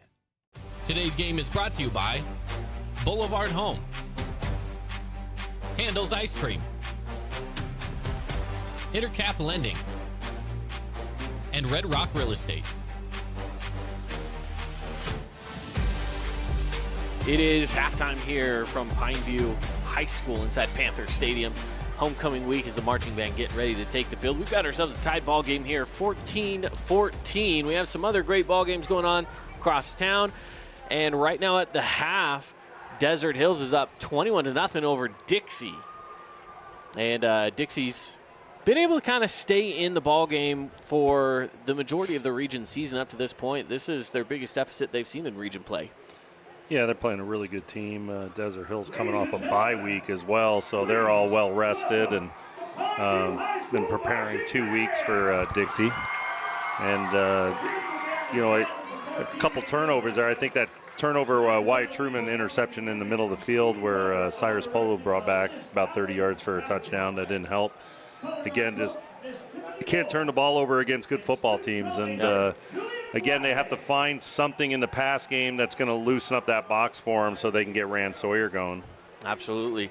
One of the other games going on across town as well, Hurricane is at Snow Canyon, and right now they are leading that ball game as well. I believe last I saw 14-7 or 14-0 if I'm not mistaken. 14-0 at the half. 14-0 at the half. Yeah. At Snow Canyon. Yep. So Snow Canyon's got some issues right now. They got to work out. It's because they are not doing. They just look completely out of sync offensively. It kind of a little bit last week, right? And it's just kind of carried over into this week. So yeah, hopefully, for them they can get back on track. And they came into this one favored in Perry's Power Guide on Deseret News. So for Hurricane to be up right now 2 scores at halftime is big for the Tigers. And the final game in Region 9 is a non-region matchup between Crimson Cliffs and Stansbury Stallions up at Stansbury High School, and Crimson Cliffs is currently leading at the half in that one 14-7. Yeah, Well, it's expected too. Absolutely. All good games we've got going on for us here across Region 9 and across the state of Utah. And so far, this one being of course, the tightest of them all, as it's tied right now 14-14. And we're getting close to rounding up that half. Here's the marching band on the field. Yet to see the teams come back out, of course. It is homecoming. They've brought out the royalty. We've seen the cheerleaders. We've seen now the marching band. We've seen just about everything now through the halftime entertainment for you from Pineview High School. And when we get back into the second half, remember, Pineview received the ball, so Cedar will start with the ball as they deferred. Now, Cedar getting the ball in their hands is really big for them if they can go out and score on that first drive coming out of the half. Yeah, no, this is a big stop for them. You know, they're kicking off to start the second half, and Desert Hills goes down and scores. It's going to be a long night trying to get back in it. So let's see what happens. Let's see if Desert Hills takes advantage getting the ball in the second half, or if Dixie gets a stop and gets the ball back. We want to give a shout out to our radio listeners. We've made a little bit of a switch in our radio coverage, and we are now going to be covering the radio side of it as well on the Fan Sports Network on 99.5 and 95.3.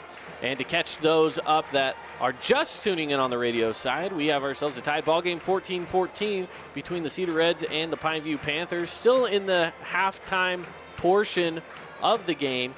5:20 left on the clock in halftime, and we got the Pineview Panthers marching band out on the field right now and set up in a PV formation. And as we are getting, again, closer and closer to wrapping up halftime here for you. You know, taking a look at that first half, one thing I've noticed from both these teams is Pineview's a little more aggressive in their passing game.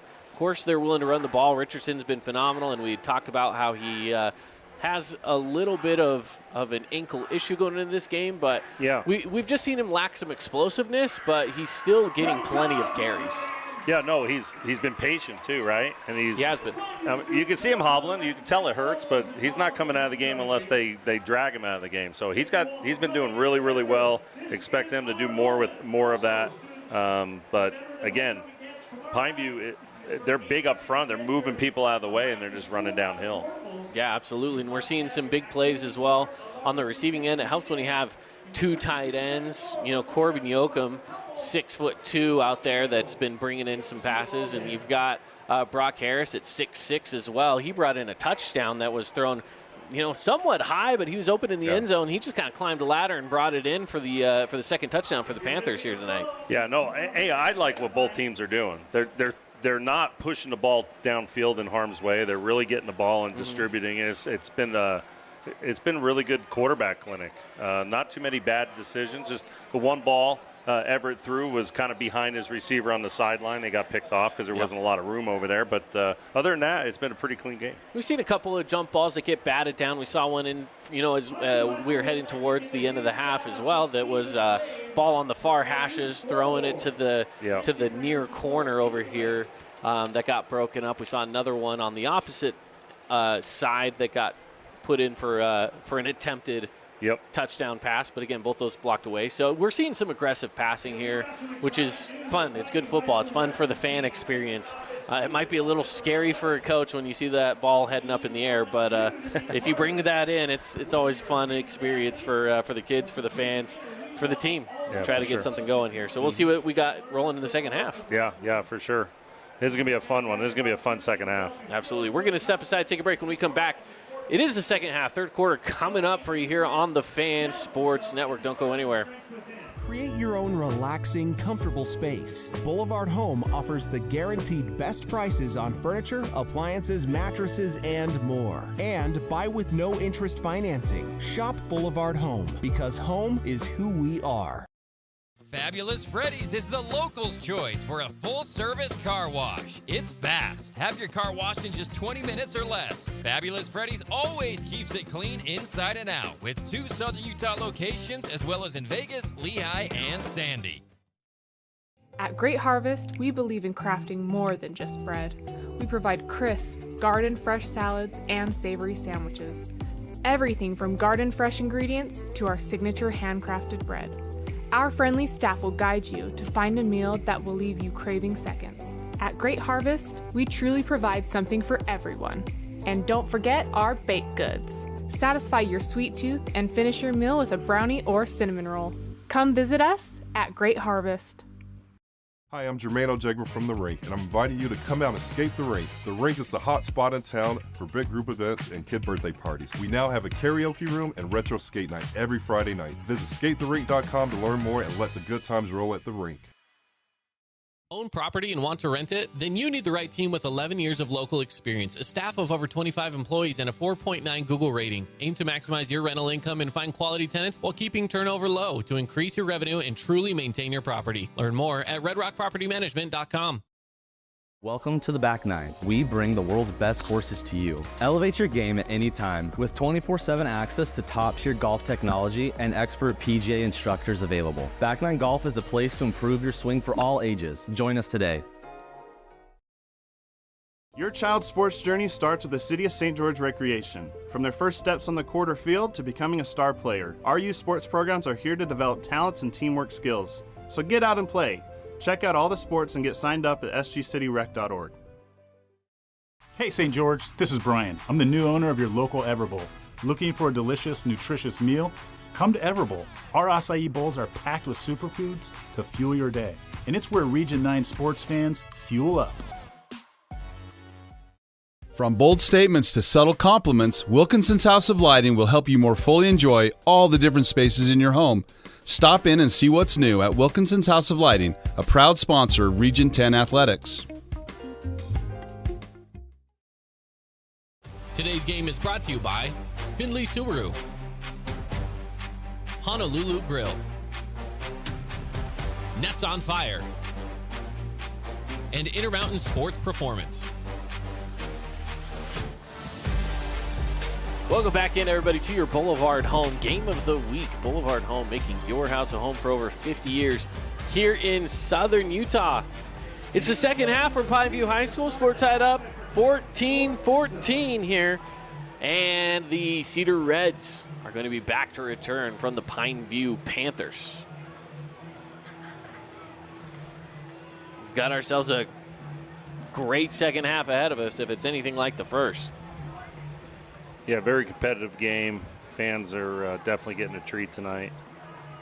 Not a lot of mistakes. Not a lot of flags. A few here and there. Not a lot of flags. No, not too many. We've seen maybe 4 or 5 or so.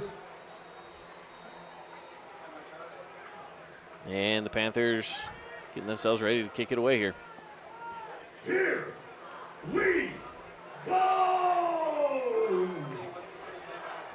Kick is up.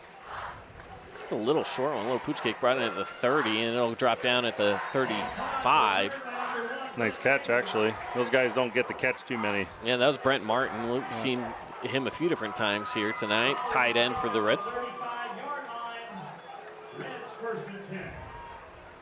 So we go 1st and 10 for the Reds. See if they make any adjustments here on both sides of the ball. So far, doesn't look like anything defensively for Pineview. They are playing the safeties a little wider, especially to the boundary. Kellen gets things started here. He takes the snap. It'll be a handoff taken up the middle by Caleb Pauly. Yeah, I mean, 5 yards on first down is all you can ask for. I mean, it's just absolutely. That's a nice comfort to have when you can run the ball 4 or 5 yards on first down. And he got stacked up right about at the line of scrimmage and just got his legs underneath him and kept powering forward. Instead, they mark it a 4-yard game. 2nd and 6 here. Go trips far side. Giles in motion, back to the near. Snap is away. Kelling looking to pass. Goes up the middle with it. It's tipped, and it falls incomplete. Intended for Brent Martin. Yeah, they came back to that post inside. He was there, just delivered it up the field too far. We've got it here on the Holbrook Asphalt replay again. Yeah, just a little too much on it. He had him wide open. We're seeing that a lot on those crossing routes. Yeah. They're getting guys open. I mean, you got to put pace on it, but he just kind of let him up the field a little bit too much. He has to flatten him out a little bit. 3rd and 6. We talked about Pineview in the keys to the game, getting them on 3rd and long. Here we go on a 3rd and 6 for the Reds. He's going to dump it off. Pauly, does he have room to get a first down? It's not going to be enough. He'll be about a yard short. Yeah, I think they go for it. As much success as they've had running the football, they might try to draw them off sides here. Maybe a hard count, some kind. Maybe get a cheap one. Panther fans, we need you out now. Let's go. Let's see what happens here on a 4th and 1. Pauly's been pretty successful running the football. Can he punch it through here? It's a handoff. Oh, it's not going to be enough. That's a huge stop. He's short, and the ball's on the loose. ground. It wouldn't matter. It might be a first down if Cedar comes up with it. Cedar picks it up. Oh, he's right at the sticks. Oh, but it's picked up by Pineview. Oh, okay, yeah. Panthers pick that up. Yeah, they got they brought some pressure there, which was nice to see. They didn't just sit there with that 3 front. They brought some guys, a little bit of urgency there. I like it.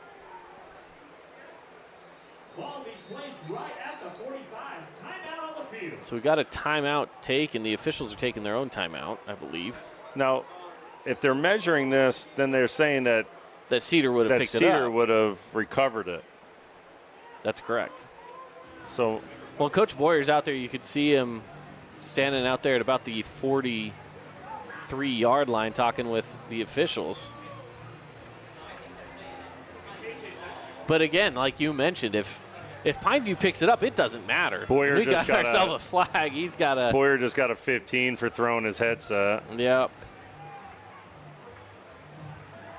Yeah, he's fired up down there. Well, and I understand what he's saying. Pineview got out of the scrum with the ball. I didn't see the signal on recovery though. Did they signal Pineview? I didn't see a signal from either side, no, saying one way or the other. Not one official signaled who received the ball or who recovered the ball. I just saw someone wearing a black jersey handing the ball to the official after it was all said and done. Because normally if it's... So they went first down for the Reds here because the Reds offense and the Panther defense is back out on the field. Wow. But again, there is a flag on the play from Coach Boyer, so they're moving the ball even further. Yeah, that'd be a dead ball. Yeah. But they're saying that Cedar recovered that ball at the marker, and they're giving them a first down. I just don't know if I saw Cedar recover the ball. Me neither. But they're right at the line. I don't know how the sticks have been moved 3 times now on the sideline. You're telling me that they're haven't been moved at all. I mean, I know the marker doesn't change here, but now look at it.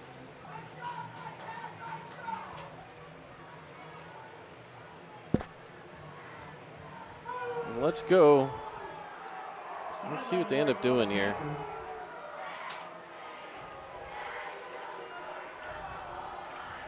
And again, they are moving the ball forward.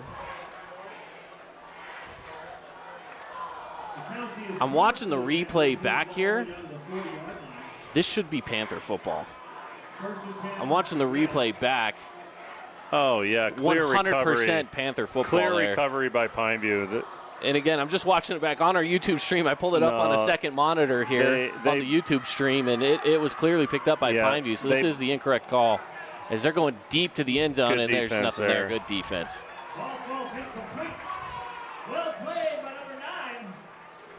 And I don't think we have the replay of that final play. No, we don't. But, man, yeah. That's a tough break for Pineview. Yeah. Great break for Cedar because with the flag on it as well, you're now 10 yards into Panther territory at the 40. It is now 2nd and 10.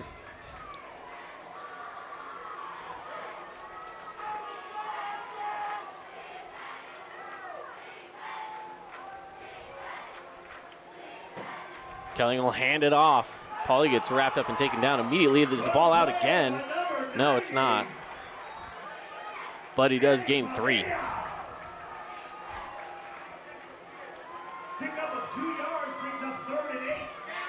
Said they give him 2. 3rd down, 8 to go. Yeah. What a turn of events here. You're telling me. Wow.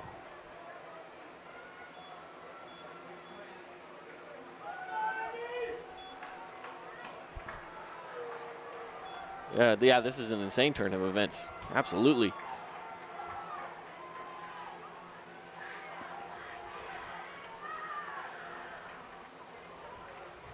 So here we go.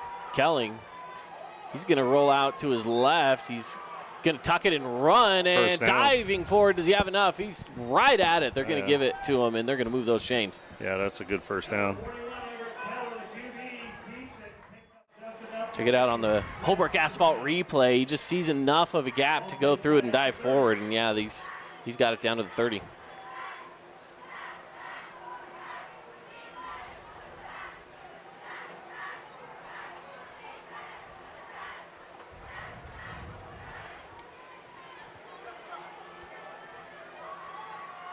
Handoff. That's a good play there. That's a good play. 3 yards. That was Braxton DeMille. Josh Bowler on the tackle. That was a nice play, getting down the line, getting laterally down the line, making that play. And now it's 2nd and 7.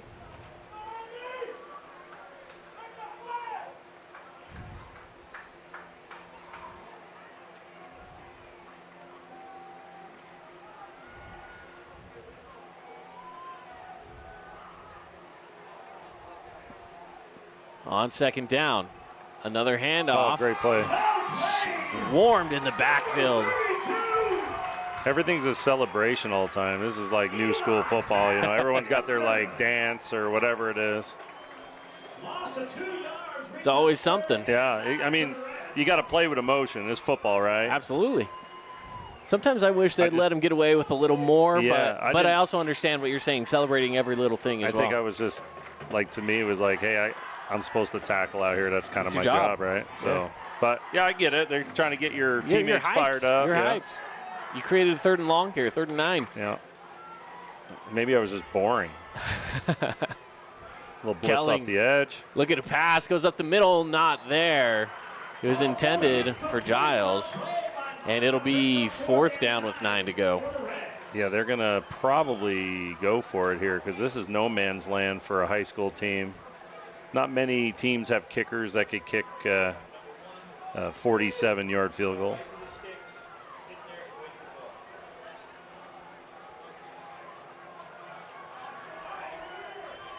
Pineview really covers this boundary with the safety. I would see Cedar trying to shoot something down the middle of the field here.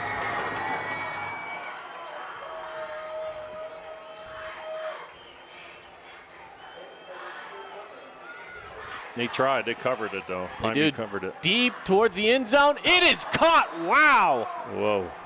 What a play. What a play.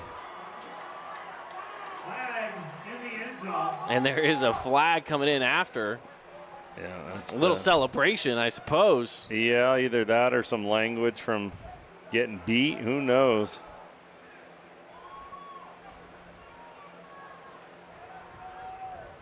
The defender lost the hip of the receiver, and it just floated over his hands, his outstretched arms.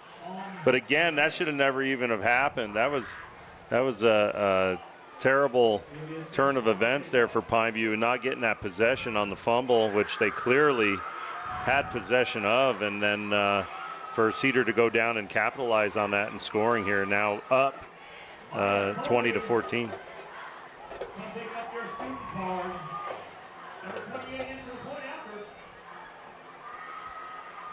So point after on its way, and it is up, and it is good. So the Cedar Reds lead 21-14.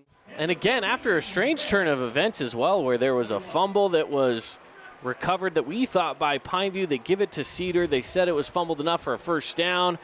And we find ourselves with a score of 21-14. We'll keep it here through this score break. But again, 21-14 Reds. You know, you look at calls sometimes, and I don't like to say that officials can decide games here, but this did decide a scoring drive. Yeah, that's 7 points there. So in a game as tight as this one has been, yeah, that's a tough one to swallow there. Pineview Panthers heading out to receive. We've got 7:46 left to play here in the third. And that was just our first drive of the game here, or first drive of the second half, I should say. Shout out to our gold sponsors, Big O Tires, Dixie Tech, We Win Injury Law, Washington County. And again, the Reds will send this one out. Kickoff brought to you by Best Friends Animal Sanctuary. Visit them at bestfriends.org. We'll see if Pineview can answer here. They're going to pick it up at about the 17, bringing it to the near side and crosses the 40s. Makafiafia. Good field position here. After that penalty, the excessive celebration from Cedar made it that they were kicking off from the 25-yard line. So yeah, really good field position for the Panthers to start the strike. All those little mental mistakes like that, though, could cost you the game. I mean, look at the field position here. Midfield almost already. It could cost you a game. Yeah, we're seeing a fresh set of downs for Pineview as they start this drive, as you mentioned, from about midfield. They're at the 43.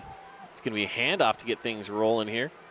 I used to have this term I used to tell the young men, play with emotion, but don't be emotional. And sometimes emotions can get the best of you, and it's when it costs you mental mistakes. So you got to keep yourself poised and within the game here. There's a lot of game to go. So second down, 6 to go after Garrett William goes for 4.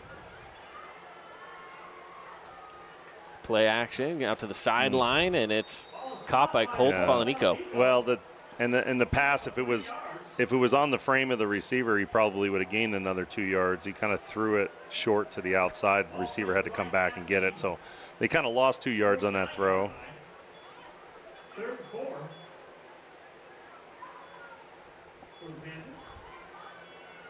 Let's make it 3rd and 4. Panthers set up here at midfield. 2 tight end set. They bring Yoakum over to the near side. Snap is away. Looking to pass. They go to Yoakum, and it's just passes outstretched hand. It'll be now 4th and 4. Yeah, just missed him. I don't know if that was receiver or QB there. And I'm not sure. Again, it could have been receiver needed to cut a little earlier. Maybe QB needed to just throw it out to him a little. I don't know. Again, it's not a lot of room over there, so you got to kind of put it on the frame. And it just looks like he's just kind of really taking him way wide of the play.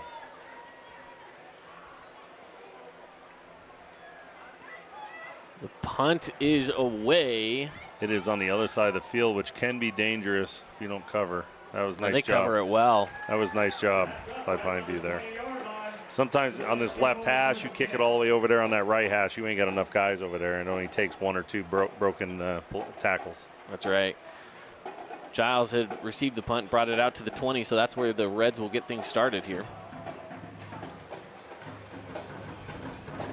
6:52 left to go in the third quarter. 21-14, the Reds are leading this one on the Fan Sports Network. And Pineview goes 3 and out after getting really good field position. Now the defense, let's see if they can hold strong against the Reds. On Fabulous Freddy's first down. Kelling will look to pass here on first down. Yeah, pressure coming at his back. He's rolling out. He's brought down, sacked.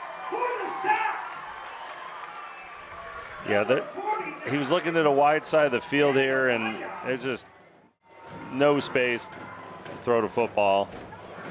That's Daniel Maya on the takedown. And he loses 8 yards on this play. Well, let's see if Pineview's defense can get him off the field here. So play smart, keep everything in front, know where the sticks are, the first down markers, and see if they can get a 3rd and long. Kelling will look to pass. No, he goes with the handoff instead. Yeah, and nowhere to go with it for Caleb Pauley. Yeah, Pineview saw that a lot last week with the stretch play and that fly sweep stuff from Dixie, so it looked like they were ready for that one. So no gain, no loss, 3rd and 18. And a scoring update as well from the Hurricane and Snow Canyon game. Hurricane Tigers up right now 21-7, and they're moving the ball down near the red zone. Looks like Hurricane on offense. Looking to pass here on a 3rd and very long. He's got him right there if he wants him. He's going to go downfield with it. Is it going to be tipped? And he's caught it! It was a tipped pass, and he caught it. Dylan Crowley. There is a flag in the backfield. A flag is back by the line of scrimmage. I think he potentially threw that from beyond the line of scrimmage. Oh. You see the tip on the replay. That was insane. Yeah, the defender just... Maka's got to go up and high point that and catch with 2 hands. Brings up 4th down. So it's an incomplete pass because he throws it from beyond the line of scrimmage. He wasn't. It's completed, but it gets erased. Yes, with it's the erased. 10-yard penalty. Exactly. Yeah. So it remains 3rd down and half the distance to the goal. So they get the 5-yard penalty. Well, actually, they declined it. They declined. Yeah, they declined it, yeah. and we're just going to see ourselves a 4th down. And it's hard to see up here sometimes. We've got ourselves a punter at the very back of the end zone. Yeah, Pineview going to get good field position again here. Picked up at the 45-yard line, and on the move here is Fia. And he brings it all the way out, and a flag after the play is over. Brings it out to about the 25. Yeah, this is either lay hit or the official hit a coach on the sideline, and maybe it's going to be a warning. So it's tough to tell down there on the near sideline because all the bodies, right? Yeah. I can only speculate and guess from years of experience down there. Looks like lay hit out of bounds. Oh, helmet to helmet. Helmet, yep.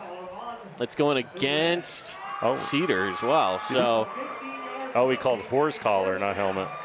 Yeah, horse collar. Like he was. I thought so too. I thought it was like a targeting looking call. He was trying to coach or Joe Wright, the white hat, was pretending to grab his collar there, and there's another flag on the far side. Right at the 12-yard line, 1st and 10. Panthers. Now the official is giving us another one. Sideline warning. Cedar. On the red.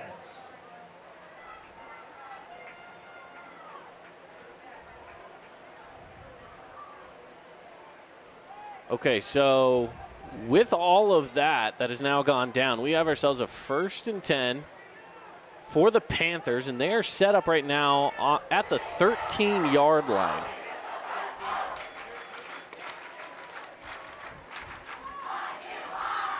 So a big change of events here. It's going to be a handoff. It's William taking it, still on his feet. He gets it all the way down inside the 10, about the 8-yard line. Yeah, Garrett did a good job just following his blockers into the hole there, keeping his head down and turning his feet. Yeah, he's done really a good job here with kind of some split time. Yeah, Brock Harris is he's been banged up. He's been limping off the field quite a bit, so. Yeah, and he's down the sideline right now, kind of limping around. And we talked about a pregame that there was a little bit of an ankle issue there, so not too surprised to see. I like that Yoakum kid, though. He looks pretty good out there at tight end as well. Yeah. Number 1 for Pineview.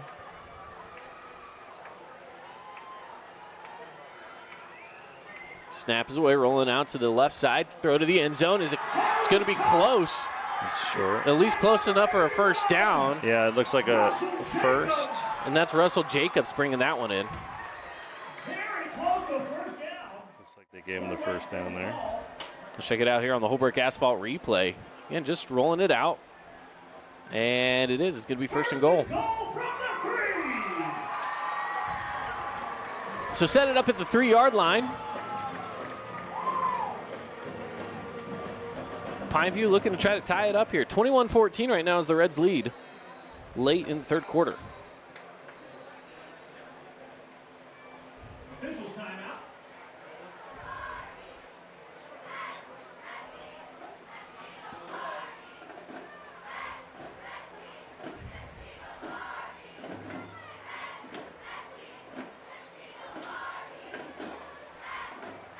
Taking their time. Coach Boyer's out there talking to the officials. So taking their time to get things all set here.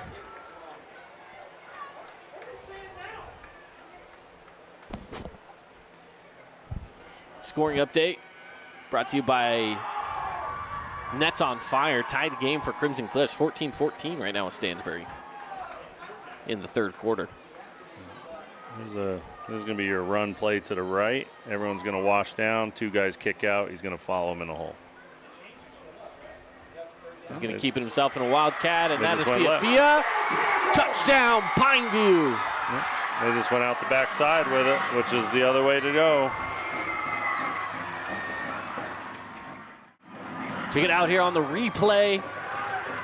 He faked it that way. Yeah. Well, he took a jab step. I should have found Yoakum because Yoakum's usually the point man on that whole thing, and they had him on the left side, so it should have been a telltale sign for me. I just didn't see where Yoakum was lined up, but great call, and we're going to be tied up here.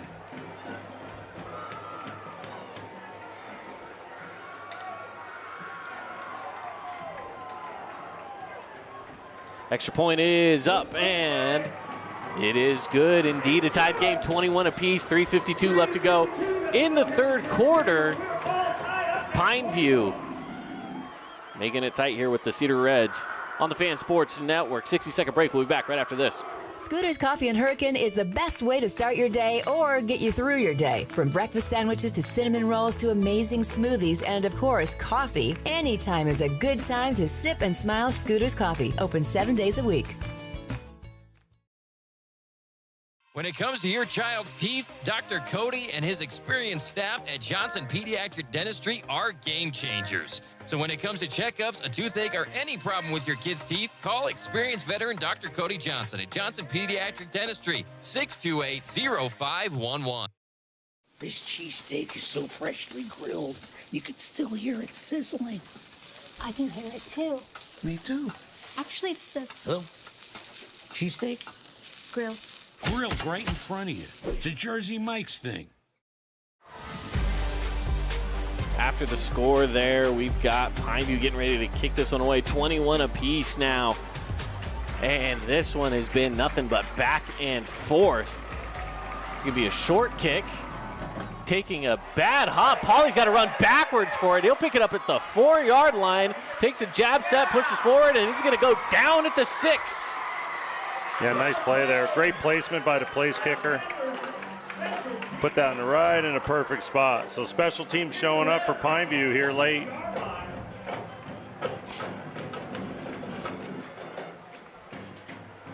Great field position again for Pineview with Cedar. Their backs against the wall. Yeah, second time the Pineview has done that little pooch chip shot over there, and Cedar hasn't adjusted at all.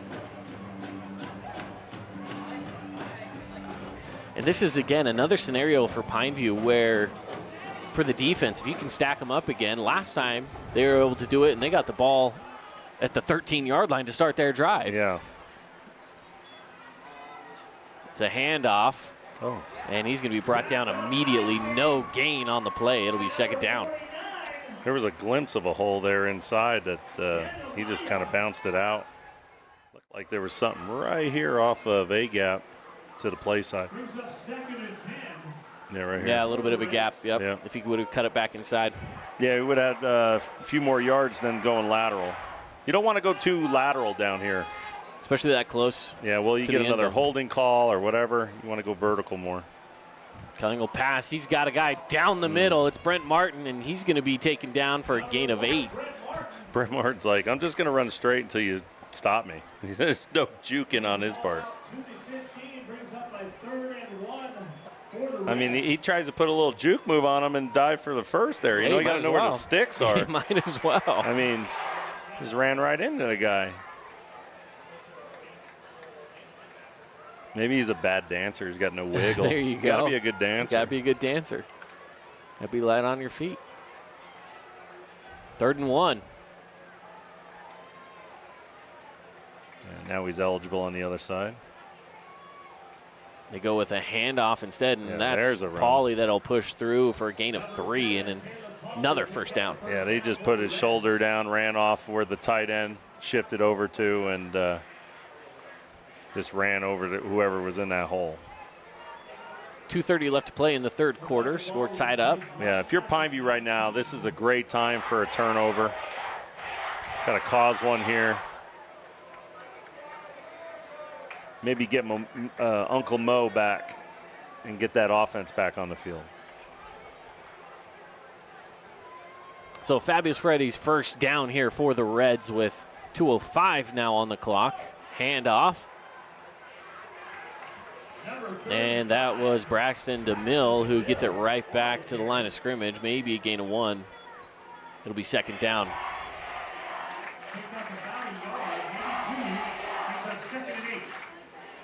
Well, give him an extra one. 2nd and 8 here.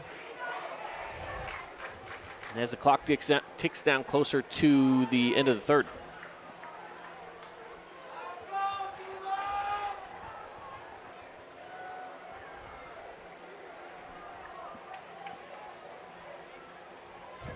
On 2nd down, snap away, Kelling.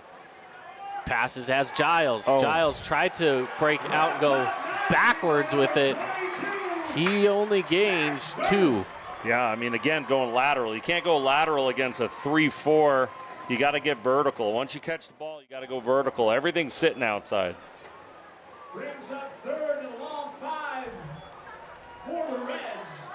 So 3rd and 5. There's a big down right here for Pineview. If you get a stop here.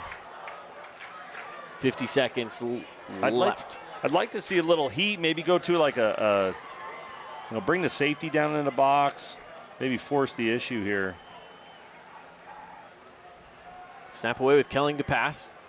He's going to go out to that far side. Tipped up, picked off. Panthers have it. And that was, I believe, Kason Himmelwright, the safety. Yeah, we had a little heat off the edge from the boundary from Pineview. The quarterback felt it. Did put it on the hands of his receiver, though. Just couldn't haul it in, and then tip drill, baby. That's right. Kason Himmelwright, the senior safety, brings one in. It's going to be first down for the Panthers. And if you're Pineview, that's what you needed right there. The officials taking their time to move the chains, though. Was there a flag that I didn't see out there? I don't believe so. Who knows what's going on? There was indeed a flag that went against Pineview. I just didn't see it. So it will be Pineview's ball. But now they will start 10 yards back at the 33-yard line. They called block in the back on that? A block in the back was the call. Yeah. Coach Boyer just beside himself tonight. He's like, can I get something to go my way? Especially in the second half. It's been interesting. Yeah. Well, fresh set of downs in your inside red territory with the ball at the 33. Here's the snap. Going to go play action plenty of time. Now pressure breaks through. He's going to keep himself and run with it. Run out of bounds and gains about 5. It's a good decision. You don't see him take off too often. He's got his dad's speed. Gains 4 instead, so 2nd and 6, and they're going to go quick here. Trips far side. Snap is away again, looking to pass. Pressure collapses around and dumps it off. There's nobody home there. Yeah, he kind of had him. That's a tough ball, though. It is. Tough throw. And I believe that was Brock Harris out there. It was. Brock is, he's kind of glimpses, little glimpses, but he's really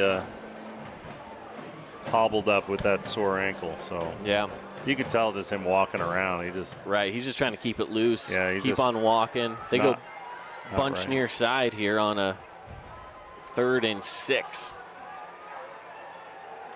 Snap away again, looking to pass. Shaw dumps it off, gets it to his guy and taken down, but not after a gain of a first down.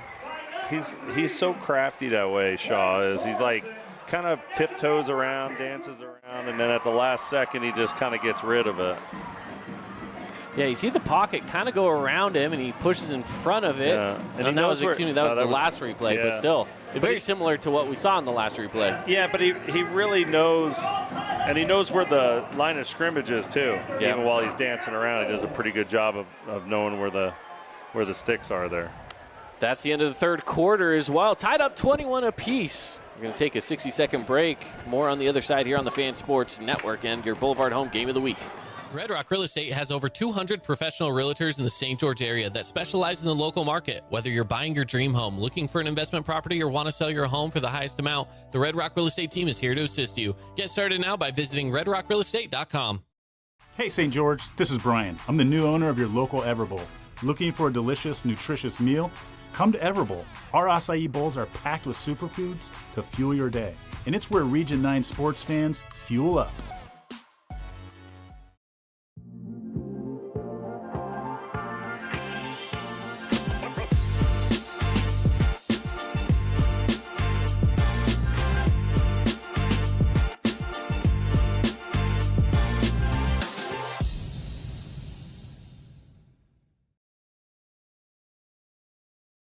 Today's game is brought to you by Wilkinson's House of Lighting, The Rink,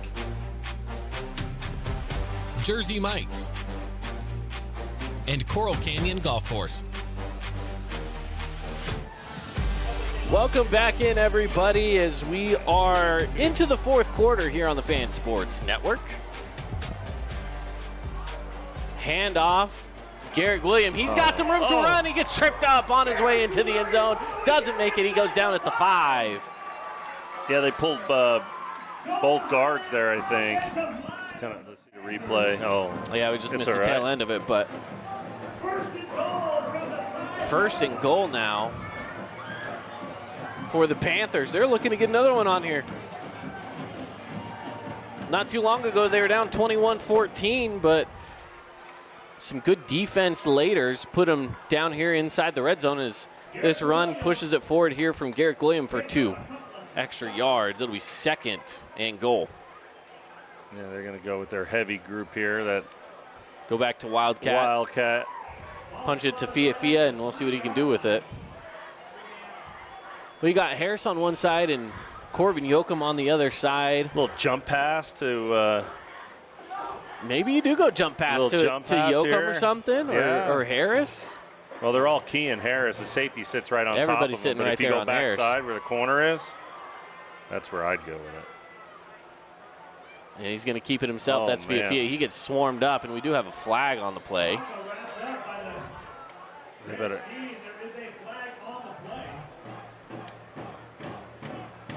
The problem with that package is they haven't even attempted a handoff out of it. Correct. And it's really just a keep every time. So it's either going to go left or right. You got to kind of come up with a little bit of a wrinkle here, even if it's a sprint out pass or like you sneak a guy in. But I like the power look, like you're going to run off the right side and you just jump up and dump it to the tight end because he's going to be wide open. And it is a holding call. They might bring, they're going to go regular offense here for sure. So they declined the call. They just said, let's make it 3rd down and smart. 3rd and goal from the 7. Yeah. No need to give them any more chances when you're this close to the end zone. They say only 2 more. Here you go, 3rd down. Yeah. Shaw's back in at quarterback. You got trips far side. 1 near. Snap is away. Shaw's looking to pass to that far side. He's going to go up to the corner. He has Brock Harris out there, but it's overthrown. It'll be 4th and goal from, again, the 7-yard line. I thought they were going to throw to the boundary here where they had a little bit of room. Corner giving some space. Well, kick the field goal here. Yeah. Hey, a lead is a lead in this side of a ball game.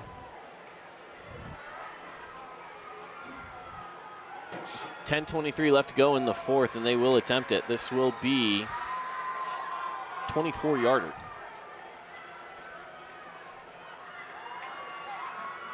And it is good. Luke Lukengay makes it 24-21 with 10:21 left to go in the fourth. We've got ourselves a good fourth quarter ahead of us here on the Fan Sports Network. We're going to take a 30-second break. We'll be back right after this. At Intermountain Sports Performance, we've been training athletes for over 20 years, and we guarantee your athlete will improve speed, agility, explosive power, and reduce the risk of injury while working with the most qualified and experienced team in Southern Utah. Find us on Instagram at sportsperformance_IH to learn more. Aloha, sports fans. It's Boo and Nick from Honolulu Grill. Come get a taste of the islands. Try our famous Kalua pork or tender teriyaki chicken, and you'll love our mac salad and sweet sauce on your rice. Don't forget to try our original Kava 8 at Honolulu Grill. It's game time. With the field goal from the Panthers, they now take the lead 24-21 here on the Fan Sports Network. Caden Formaster, Carl Frankie here on the broadcast with you this evening.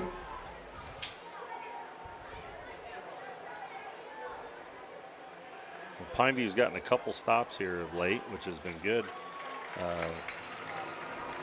Another short kickoff goes into the hands of Martin.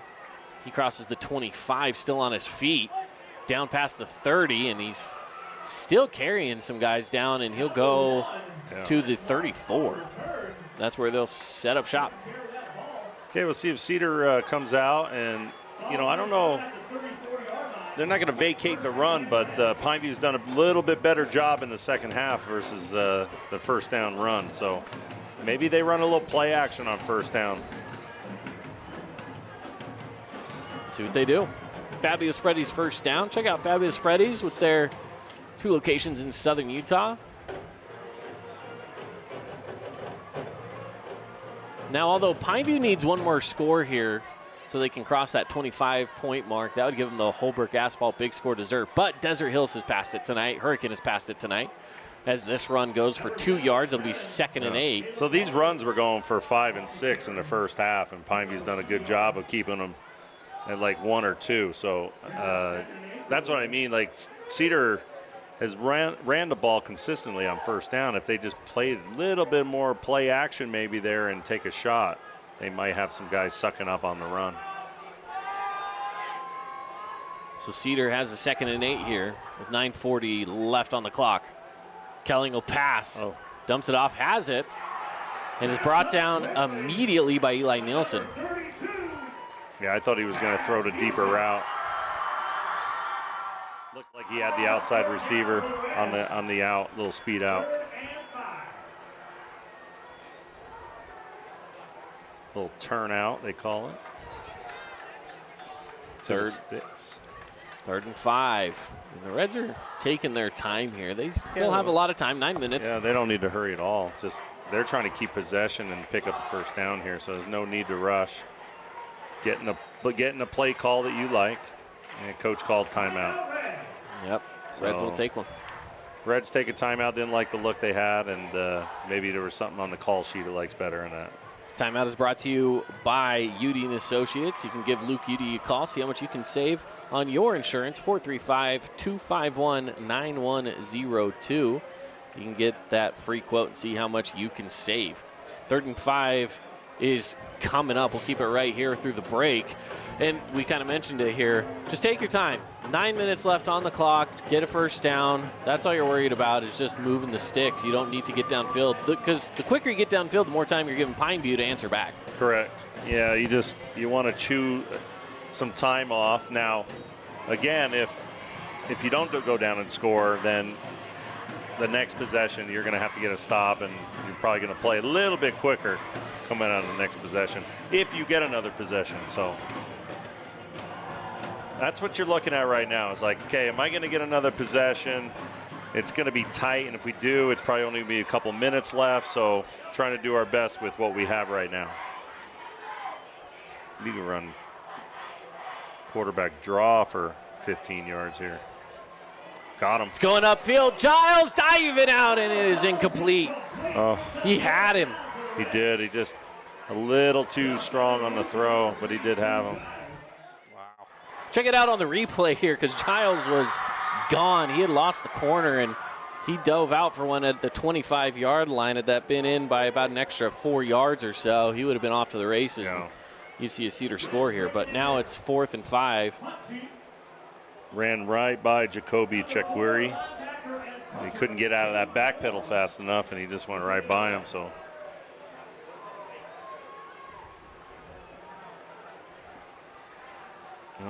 So the Reds will punt this one away. Yeah, Reds got to cover. Can't let any big plays here. And they're going to run with it. They faked it. He's running to the sideline. He's going to get taken down. No gain. 4th down conversion. And does not work, and he's down. Yeah, he got lit up over there. He is not doing okay over there. No, that's a long way to run. You got to remember the punter's set up almost 15 yards behind the center, so I mean, you got to get 15 yards just to get to the line of scrimmage again. Then he's trying to pick up another 5. That's 20 yards to the sideline. That's a long ways to go. Yep. And listen, for a punter to take that kind of a shot as well is, he's like, man, is why he's down right now. You know, that's going to be a tough shot to take, and had a couple of guys coming after him. Well, you know, football has created a lot of basketball players.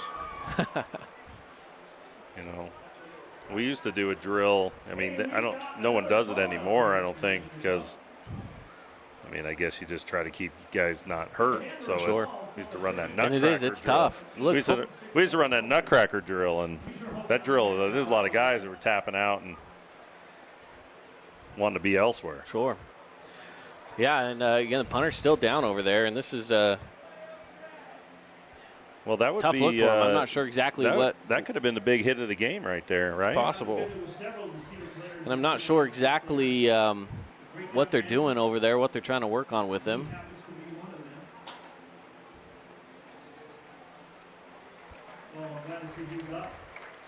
Good to see him get up. Yeah, he's up. He's moving. Yeah.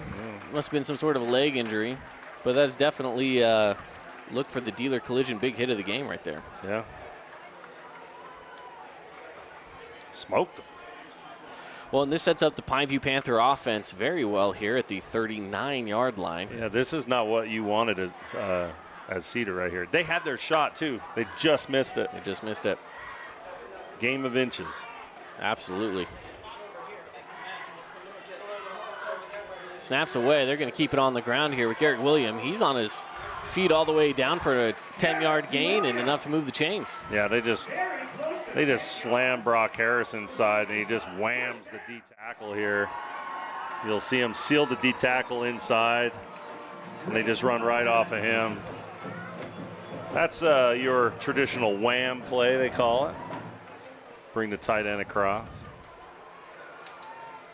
It's another fabulous Freddy's first down from the 29. Shaw will again hand it off to William. He's got another lane open. He's going to pick up about another close to 10. He got to 8. Yeah, if you're Pineview and you're no rush right here, if you're Pineview, you're trying to chew as much clock as possible. You're going to try to limit possessions on the other side. Take your time, get the play you want. Crossing the 8-minute threshold left in this game. Score 24-21. Pineview on top right now, and they're looking to score again. Close to that Red Rock Real Estate red zone. Cedar starting to creep a few more guys in the line of scrimmage here. Again, it's another handoff. And only a gain of a yard. It will be 3rd down and 1. Again, that's Garrett William on the I'd go to run that there. I'd go to that bunch play again they like to run.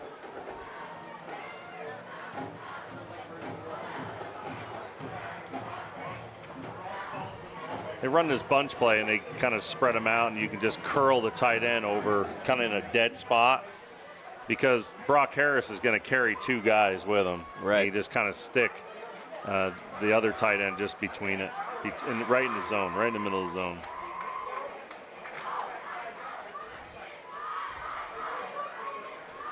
Snap is away. Play action. They tried sneaking. Dump it off the middle, and that looked like he had a hold of his leg. Well, I'm not sure if he did or not. Brock Harris runs over the player and trips on him as he runs over. Well, and him. that's why I couldn't tell if he was holding on to him or just tripping over him. But on the replay, it looked like he was more tripping over him than anything. So he no knocked him flag down. is the right call. Correct. He knocked him down and then tripped over him as he was trying to get over him. Dago Houchin is down for the Reds right now. And so it's an injury timeout with 6:50 left to go here. And with that, that should be a 4th down, but there's an illegal man downfield, so it'll be 4th and some extra. Well, I guess if it's an illegal man downfield, we'll keep it 3rd down, won't we? Yeah, they're going to take the penalty. It'd be 3rd down and 6. 3rd and 6. Looks like a long 5, but it's. So it'll be 3rd and 6 for the Panthers. And that crew working right now on Houchin. I believe he just went down with what looked to be a cramp in his leg. They're kind of massaging that calf out on the right leg there.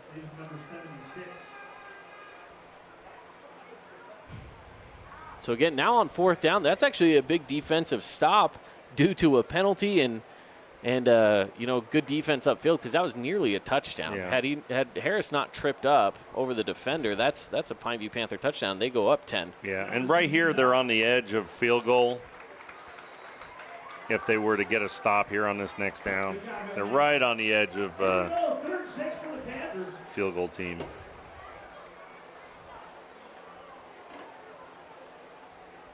So it is 3rd and 6 as the teams head back out onto the field.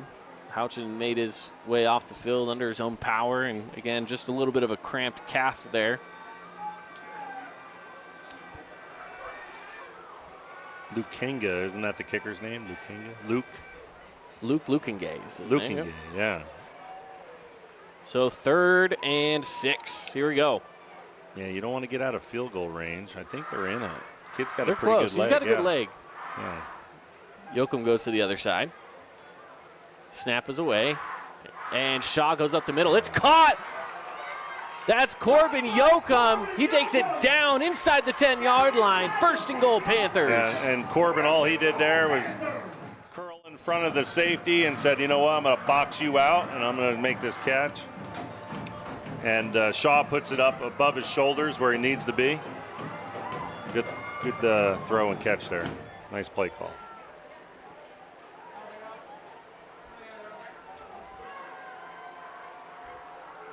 First and goal, handoff.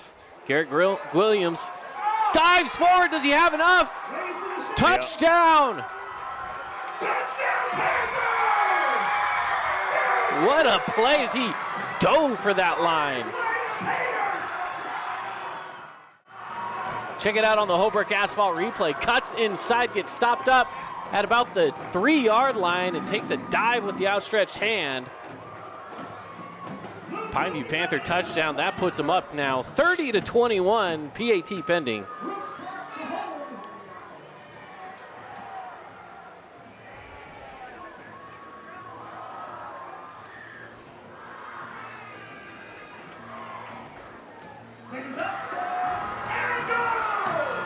And the field goal is good.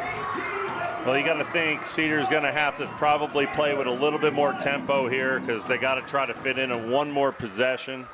Pineview with 3 timeouts and Cedar with 2 left in the 4th quarter.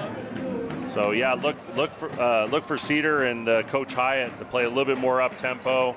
They have to score and they have to get a stop and get the ball back. So they got to try to save themselves some time.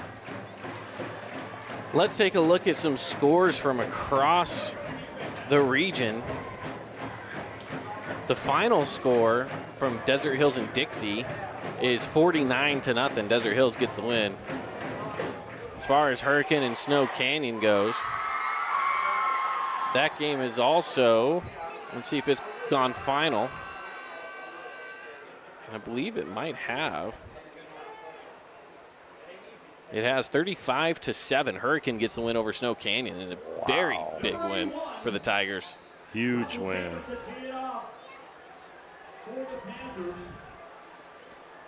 31-21 right now. Pineview is leading over the Reds. Kickoff Pineview. They're going to keep it short like they have been, and that's going to go out of bounds. So they'll toss a flag on it and bring it out to the 35.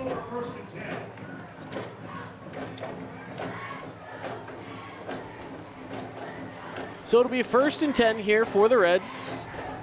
2-score game, 31-21 with 6:18 on the clock.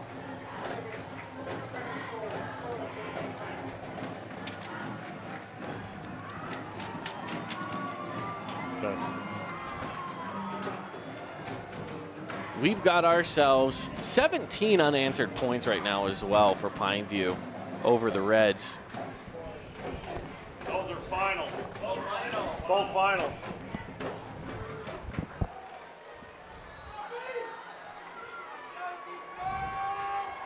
Here we go, 1st and 10. Yep. Kelling takes the snap. He's going to pass into the middle of the field. Has Giles. That's enough for a first down, gain of 13. They got to get that kid going right here. Here they go, a little tempo. You got to get the ball snapped. Saving themselves some time.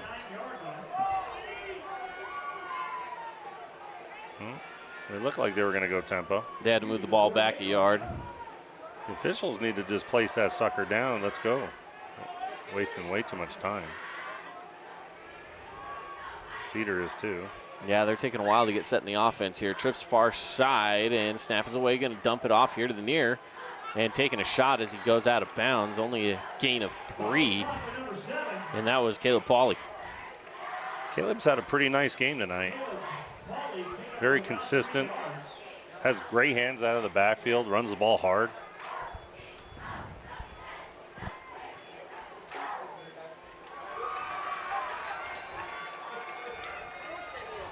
Second down.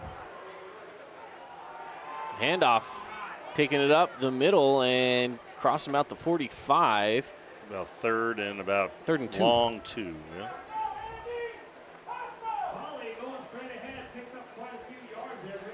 Clock continues to tick down, though, on the running play. 5:24 now left to go in this one. 31-21. Pineview leads. Cedar ball.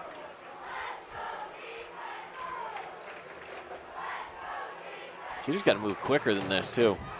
Taking their time. Snaps away. It's another handoff. This time it's going to go to Braxton DeMille, and he just crosses the 40. It's enough for a first down. Picking up 5 or 6.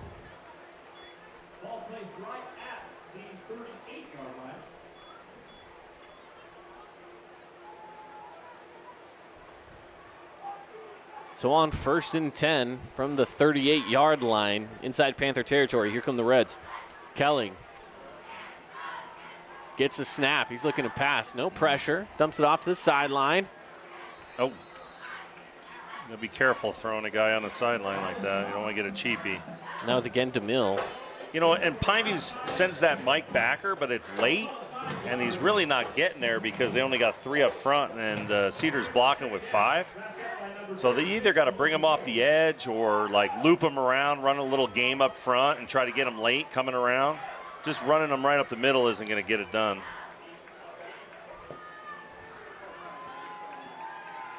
We're going to go another handoff to Pauly. He'll push forward for a gain of 3. It'll be 3rd and about 3 left to go. Picks up about 3 yards, brings up 3rd and 3 for the Reds.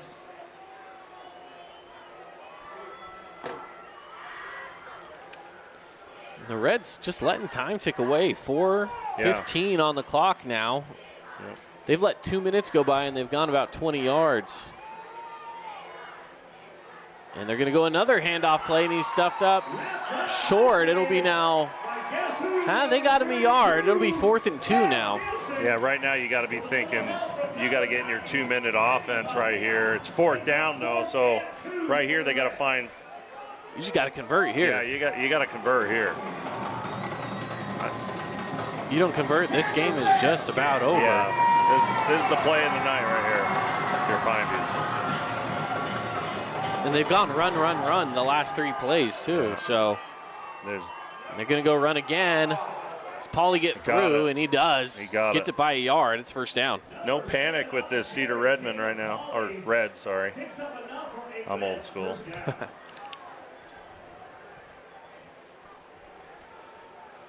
So it's 1st and 10. Fresh set of downs here.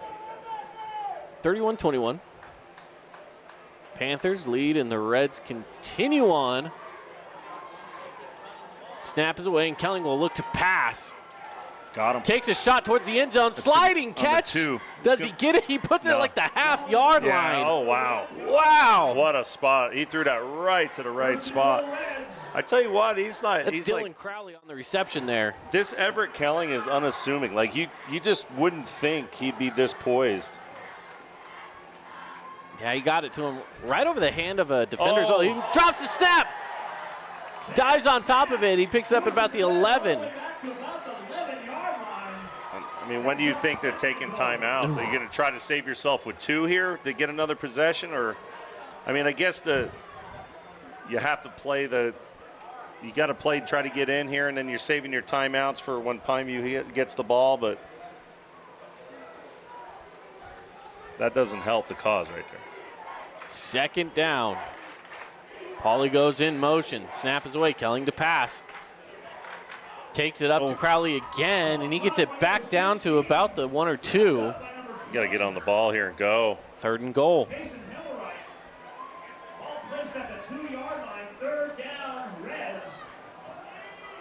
We're at the 2-minute mark here. 2-minute mark right now. And this is still, again, it's a 2-score game.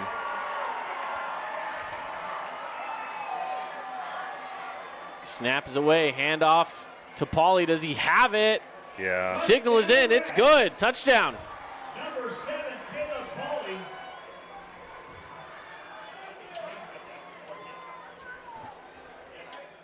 Field goal unit coming out. And he falls right on that white line. It was just enough. Just crossed the threshold there. Number 28, Jacob Jenkins in for the point after. So point after means all Cedar would have to do is somehow get the ball back and get in field goal range again, and could tie this thing up to send it to overtime. Well, good answer there.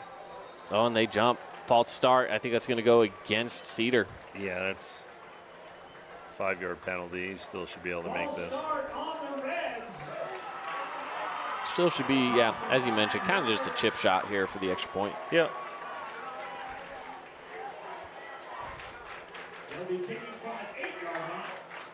It should be right off the, so 25 yards.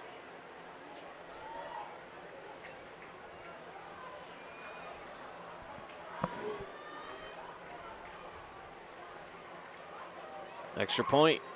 And another one. Now you got encroachment. Encroachment. And that's going to go against the Panthers. So we bring it on back. Back and forth we go.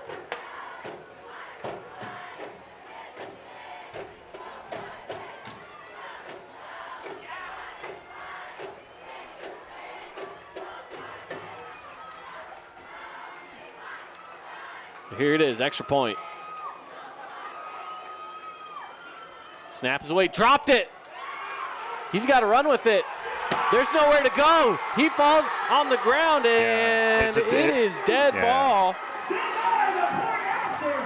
Point after, no good. That's a huge stop there, because field goal, even if you change, if they get the stop here, field goal doesn't help you. They got to score a touchdown.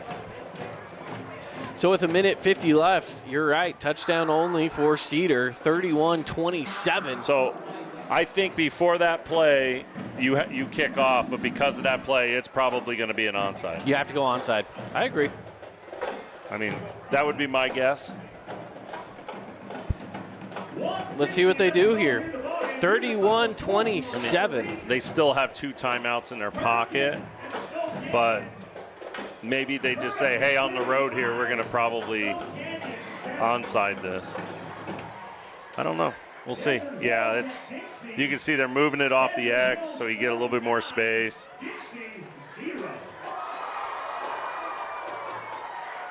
Kicker's getting instructions here.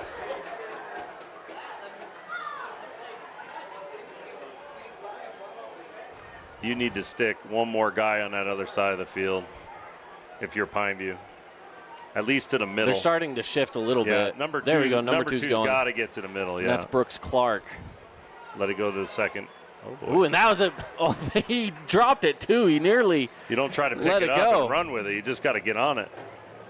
That's the big mistake there. But they recovered. Pineview recovers. Well, did they? Because earlier they didn't, right? So make sure they recover here. Yeah, you don't want to pick that up. You just want to swallow it up, go to the ground. Gavin DeMille nearly gets there, too. Oh, I know. On special teams for the Reds. He almost had it. What happens is you miss that first one, and then you start panicking to find it and pick it up, and then it gets punched out of there. So luckily there was another guy behind him. Yeah, he had a teammate helping him out. So 1:47 left to go. Pineview Panthers do have the ball here. Yeah. Cedar needs a stop immediately. It's going to be run all day. So Cedar's got to get out of that too high. You're going to play single safety, stuff the run here. And then you're immediately calling timeout. Immediately. Dax Winkier there on the stop. And they do call a timeout. With 1:42 left to go here, it is going to be 2nd and 11. So timeout taken, brought to you by UD & Associates. We're going to take a quick 30-second ourselves. We'll be back right after this here on the Fan Sports Network. Create your own relaxing, comfortable space. Boulevard Home offers the guaranteed best prices on furniture, appliances, mattresses, and more. And buy with no interest financing. Shop Boulevard Home, because home is who we are. Today's game is brought to you by Wilkinson's House of Lighting, The Rink, Jersey Mike's, and Coral Canyon Golf Course. Coming out of the timeout, brought to you by UD & Associates. 1:42 left on the clock, 31-27. Panthers lead, and Panthers have the ball. It's 2nd and 11.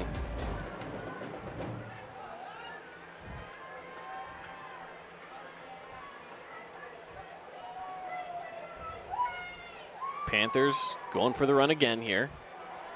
And a holding in the back.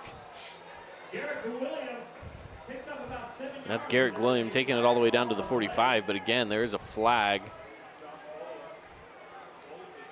Dax Winkier in the backfield. Got that big club on his hand. Looks like throwback, old school, like Bosworth style. Really does. What a game. Yeah, it's been a good one so far. Couple little mistakes and turnovers by Cedar kind of caused them to lose the lead or have an attempt for the lead, but now 2nd and 21 though. Yeah. But again, the clock is your friend. The clock is your friend. Cedar's got one timeout left. They're going to call it on the next play. So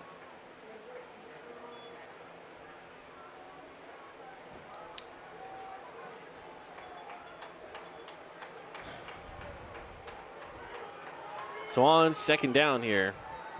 And again, 2nd and 21.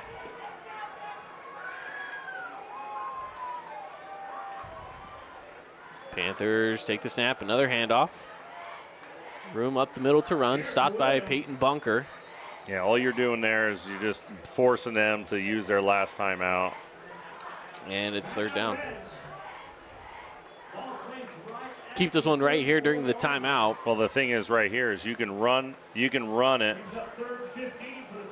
let it run all the way down, take a timeout with 1 second left, make sure you get the punt off and cover it, and then play defense. So yeah. Well, and you got as you mentioned here, you got 2 plays, a minute and a half left. If they don't convert it, if they convert it, if you get a 1st down, game over. 1st down's game over. Yeah, but again, you don't need really a 1st down. You don't need to threaten for a 1st down here. If it was 3rd and short, yeah, you can run it. You can throw the ball to try to get a 1st down. Right now, it's just ball safety. It is ball security. Run the clock. Clock's your friend. They got to go all the way down the field for a touchdown. Your punter is obviously good enough to pin them inside the 10. So just take care of the football. You got to trust your defense. Yeah.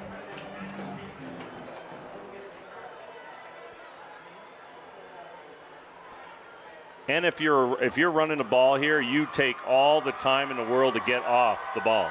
Force the official to get you off the ball. And third down following a couple of blockers. So you stay down. You stay down until that official picks you up off the ground. You want to run as much clock as you can.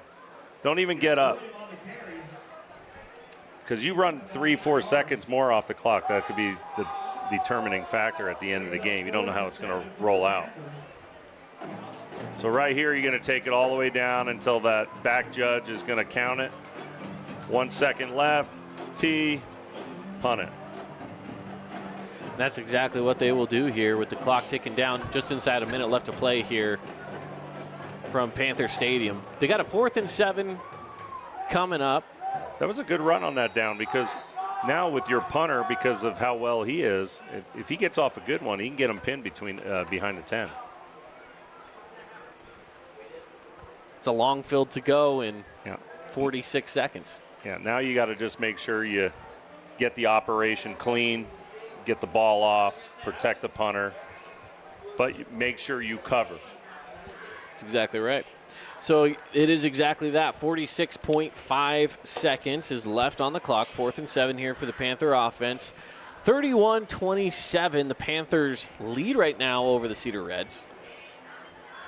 So if I was Pineview right now, I'd have them huddled up on the sideline. Make sure that you go over, make sure you go over the shield back there. Make sure they know what's coming, because Cedar's got to have shown some sort of punt block type play over the last couple weeks. Sure. So you want to make sure that that's all protected.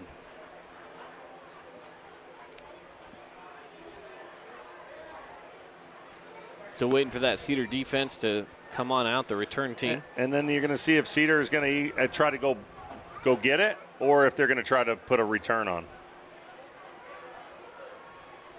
See what they can accomplish here. Well, if they got a guy protecting the returner, then they're probably going to try to get a return on. Yep. So this is a return for sure. And I believe that's Giles back to receive with Trace Ovison set up at the 35. Yep. Giles set up out there at the 20. Yeah, he's just going to protect him. Make sure he catches it. Snap is away. There's the punt. Oh, he kicked it That's right going to go out of bounds.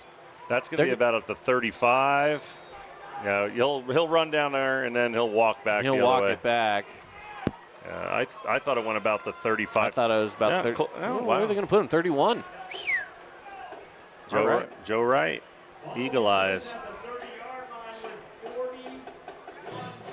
So 41 seconds. It's not a bad punt. There's no return, right? So it's not as deep as you want it, but it doesn't kill you there. It's not a bad spot here for the Panthers. No. Still a good amount of field to go. You got to go 70 yards in 41 seconds. Yeah, and if you're the Panthers, especially to the boundary, you want to protect the sideline a little bit. They have no timeout, so if you can catch them in bounds over here on this boundary. And they kind of caught him off guard here, and it's nearly caught, but no, can't bring it in. It's like intended for Crew Giles, and he was open. Yeah, it was wide like open. No one knew what was going on at first. Like the center snapped the ball, and everyone just kind of stood there. Yeah. Kelling was ready. The center was ready. Yeah, so, again, if you're to the boundary over here, you're just safety in this corner. You want to keep everything inside you. You don't want them to catch it on the sideline. Protect the sideline. Now, on the other side of the field, that's a long throw to that sideline, so you're not worried about it as much. Crowley goes in motion. Kelling to pass. Goes in the middle of the field. It's caught. Remember, no timeouts. It's a first down. He took a down hit, to the 46. too. He did take a bit of a hit. Oh, and he's going to go down injured. He did. He took a hit. He took a big hit, and he's holding on to the I know Coach Boyer is a there. little upset about him. He's not faking that injury. I can promise you that. Yeah, and that's Brent Martin, who's been really key in this game for the Reds. Yeah, he's been good. So it'll be a 1st and 10 with 29 seconds left to go as they tend to an injured player. Did you see who made a tackle there? I was not sure who made the tackle there. There was two guys there. It was hard to tell. Yeah. Well, it will be a 1st and 10 after they treat the injured player here. And again, Brent Martin, who's the junior, who's been really good, he's up now, and he got hit right in the back. Yeah, he's kind of shaking it off, and he's a tough kid. He is a tough kid. He's played well tonight too. Like both number ones on both sides have played really good football tonight. Yeah, Corbin Yoakum for Pineview, number 1, and Brent Martin for the Cedar Reds, number 1. Both junior tight ends. 2 receivers on either side of the line. Kelling will take the snap. He passes to the far sideline on the go back there is Dylan Crowley. And it's incomplete there. It'll be 2nd down. 2nd and 10 with 22.8. They probably need to get to about the 25-yard line to 30-yard line and start taking some shots into that end zone. So they got to pick up something. They got Brock Harris right in the middle of the field as a safety with a hurt ankle. I don't know if that helps you or not. Snap away. Kelling goes to the near side, and that's too much room. Trace Ovison, it's a 1st down, fresh set of downs, and the clock goes down to only 17-3. This is possible for Cedar here. Yeah, well, Jaquari can't give up all that room. It's just way too much room. 39-yard line for the Reds inside Panther territory. 17 seconds, no timeouts. They've got to score a touchdown to take the lead. Here's the snapping. Kelling will drop back. He's going to go deep. Has a guy back there. Does he get it? Wow, it's dropped. That was a good shot, though. That was a good shot downfield. Just had to get a little bit more outside. Nearly had it, but good defense there from Maka Fia. Maka all the way transfer from Ridgeline this year. So 9 seconds left. The Reds, if they get another shot like that, they have a chance. Rolling out, they're going to go to the sideline. No, he drops it. Falls incomplete, 4.4. Trying to run before he catches the ball. This could be the final play of the game here on a 3rd and 10. I could see him kind of rolling out a little bit here, maybe move the pocket to the field and then take a shot over there. You got to give you time for your receivers to get downfield. This is called, we used to call this Doug Flutie. This is the Hail Mary. So we used to call it the Flutie. So final play of the game here. That tailback probably security edge for him. Panther defense is sacked way back. Well, they're sending 4. There you go. Kelling launches it downfield. And it's dropped. The Panthers win 31-27. The Cedar Reds cannot create a miracle there on the final play of the game, and the Panthers win in their homecoming game. Yeah, it was a great win. Great ball game, both sides. I thought it was well managed by both sides. Wasn't sloppy. A couple little things here and there, but man, what a game. A good high school football game. We're going to take a break, and when we come back, it's our Johnson Pediatric Dentistry post-game show. The Panthers win this one 31-27 over Cedar. 60-second break. We'll be right back. Need an appliance or two? AWP's got you. Check out the remodeled expansive showroom, highlighting the Cafe series with colors like matte black, matte white, and modern glass. Make your kitchen stand out. Come see the local boys at AWP across the freeway from the Bloomington Walmart. Fabulous Freddy's is the locals' choice for a full-service car wash. It's fast. Have your car washed in just 20 minutes or less. Fabulous Freddy's always keeps it clean inside and out with 2 Southern Utah locations as well as in Vegas, Lehigh, and Sandy. Huge news! Sport Court has a brand new showroom and design center, and it's next level. See why so many are choosing Sport Court here in Southern Utah for top quality basketball, pickleball, and multi-purpose courts. Learn more at sportcourtofsouthernutah.com. Nets on Fire is the place to hoop in Southern Utah. Elevate your game with group or individual training with elite coaching. Hustle to netsonfire.org to learn more and see why so many rising stars hoop at Nets. Nets on Fire, building champions on and off the court. There's got to be a lot of people watching. Here we go, 31-27 on the final play of the game. Comes up short for the Cedar Reds, and Pineview Panthers, they get the win. And good game all around. We saw a bunch of tied scores. It was tied up 7-7. It was tied up 14 apiece. It was tied up at 21. But ultimately, the Panthers just go on an absolute run, and there were just too many unanswered points. Yeah, I mean, you thought the tide was going to turn after that bad call when Pineview possessed the fumble and they gave it to Cedar. So they great job recovering from that and sticking to the game plan and going. So, yeah, it was a big time game plan that worked out really well for Pineview in the second half. So inside of our Johnson Pediatric Dentistry post-game show, Dr. Cody at Johnson Pediatric Dentistry, he makes your kids feel right at home. Check them out for that new patient special. They can do exams, x-rays, cleaning just for $79. Give them a call, 435-628-0511. All right, let's get on into it. Handing out some awards here for the game tonight. We have ourselves the AWP Playmaker Play of the game. Now, there weren't too many huge plays, but ultimately, what does it come down to here for you? I think that big plays. Last pick was pretty big for Pineview. It really was. Last turnover, because it was back-to-back plays. Paul Caver. Yeah, so well, Kason Himmelwright was the one on the pick. Yeah, okay, that's right. But yeah, and then the series before that, he had to knock. And that's right, knock Paul down. Caver, right? Yeah. So he had a good game too. I tell you what, there was.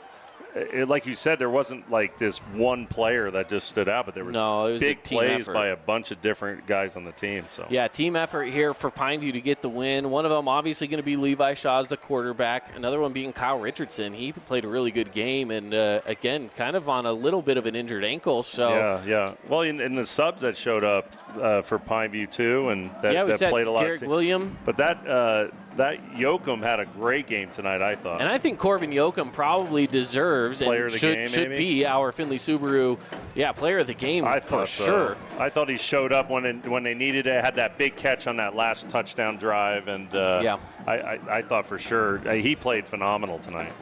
As our Jersey Mike sub of the game, I think you got to go Garrett William here, coming in at running back, taking over some of those. He scored a touchdown there on that final drive that really just pushed it over the edge, and William was a big step up for the Pineview Panthers, coming up as a backup running back here.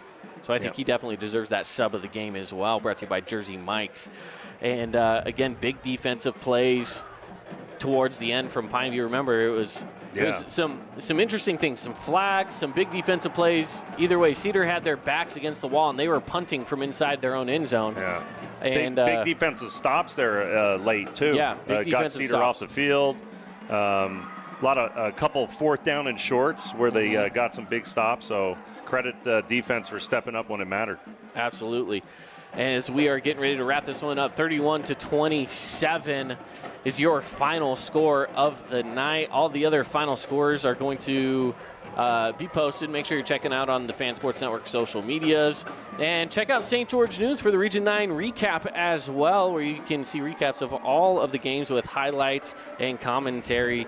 So St. George News is another one of our proud partners for the Fan Sports Network. All right, from all of us here over at Pineview High School, I want to give a shout out to Sky for running the camera for us up top, and for Carl and myself, we appreciate you joining us on the broadcast here. Final score, 31-27. Panthers get the win. Homecoming night here at Pineview and Panther Stadium. Have a good night, everybody.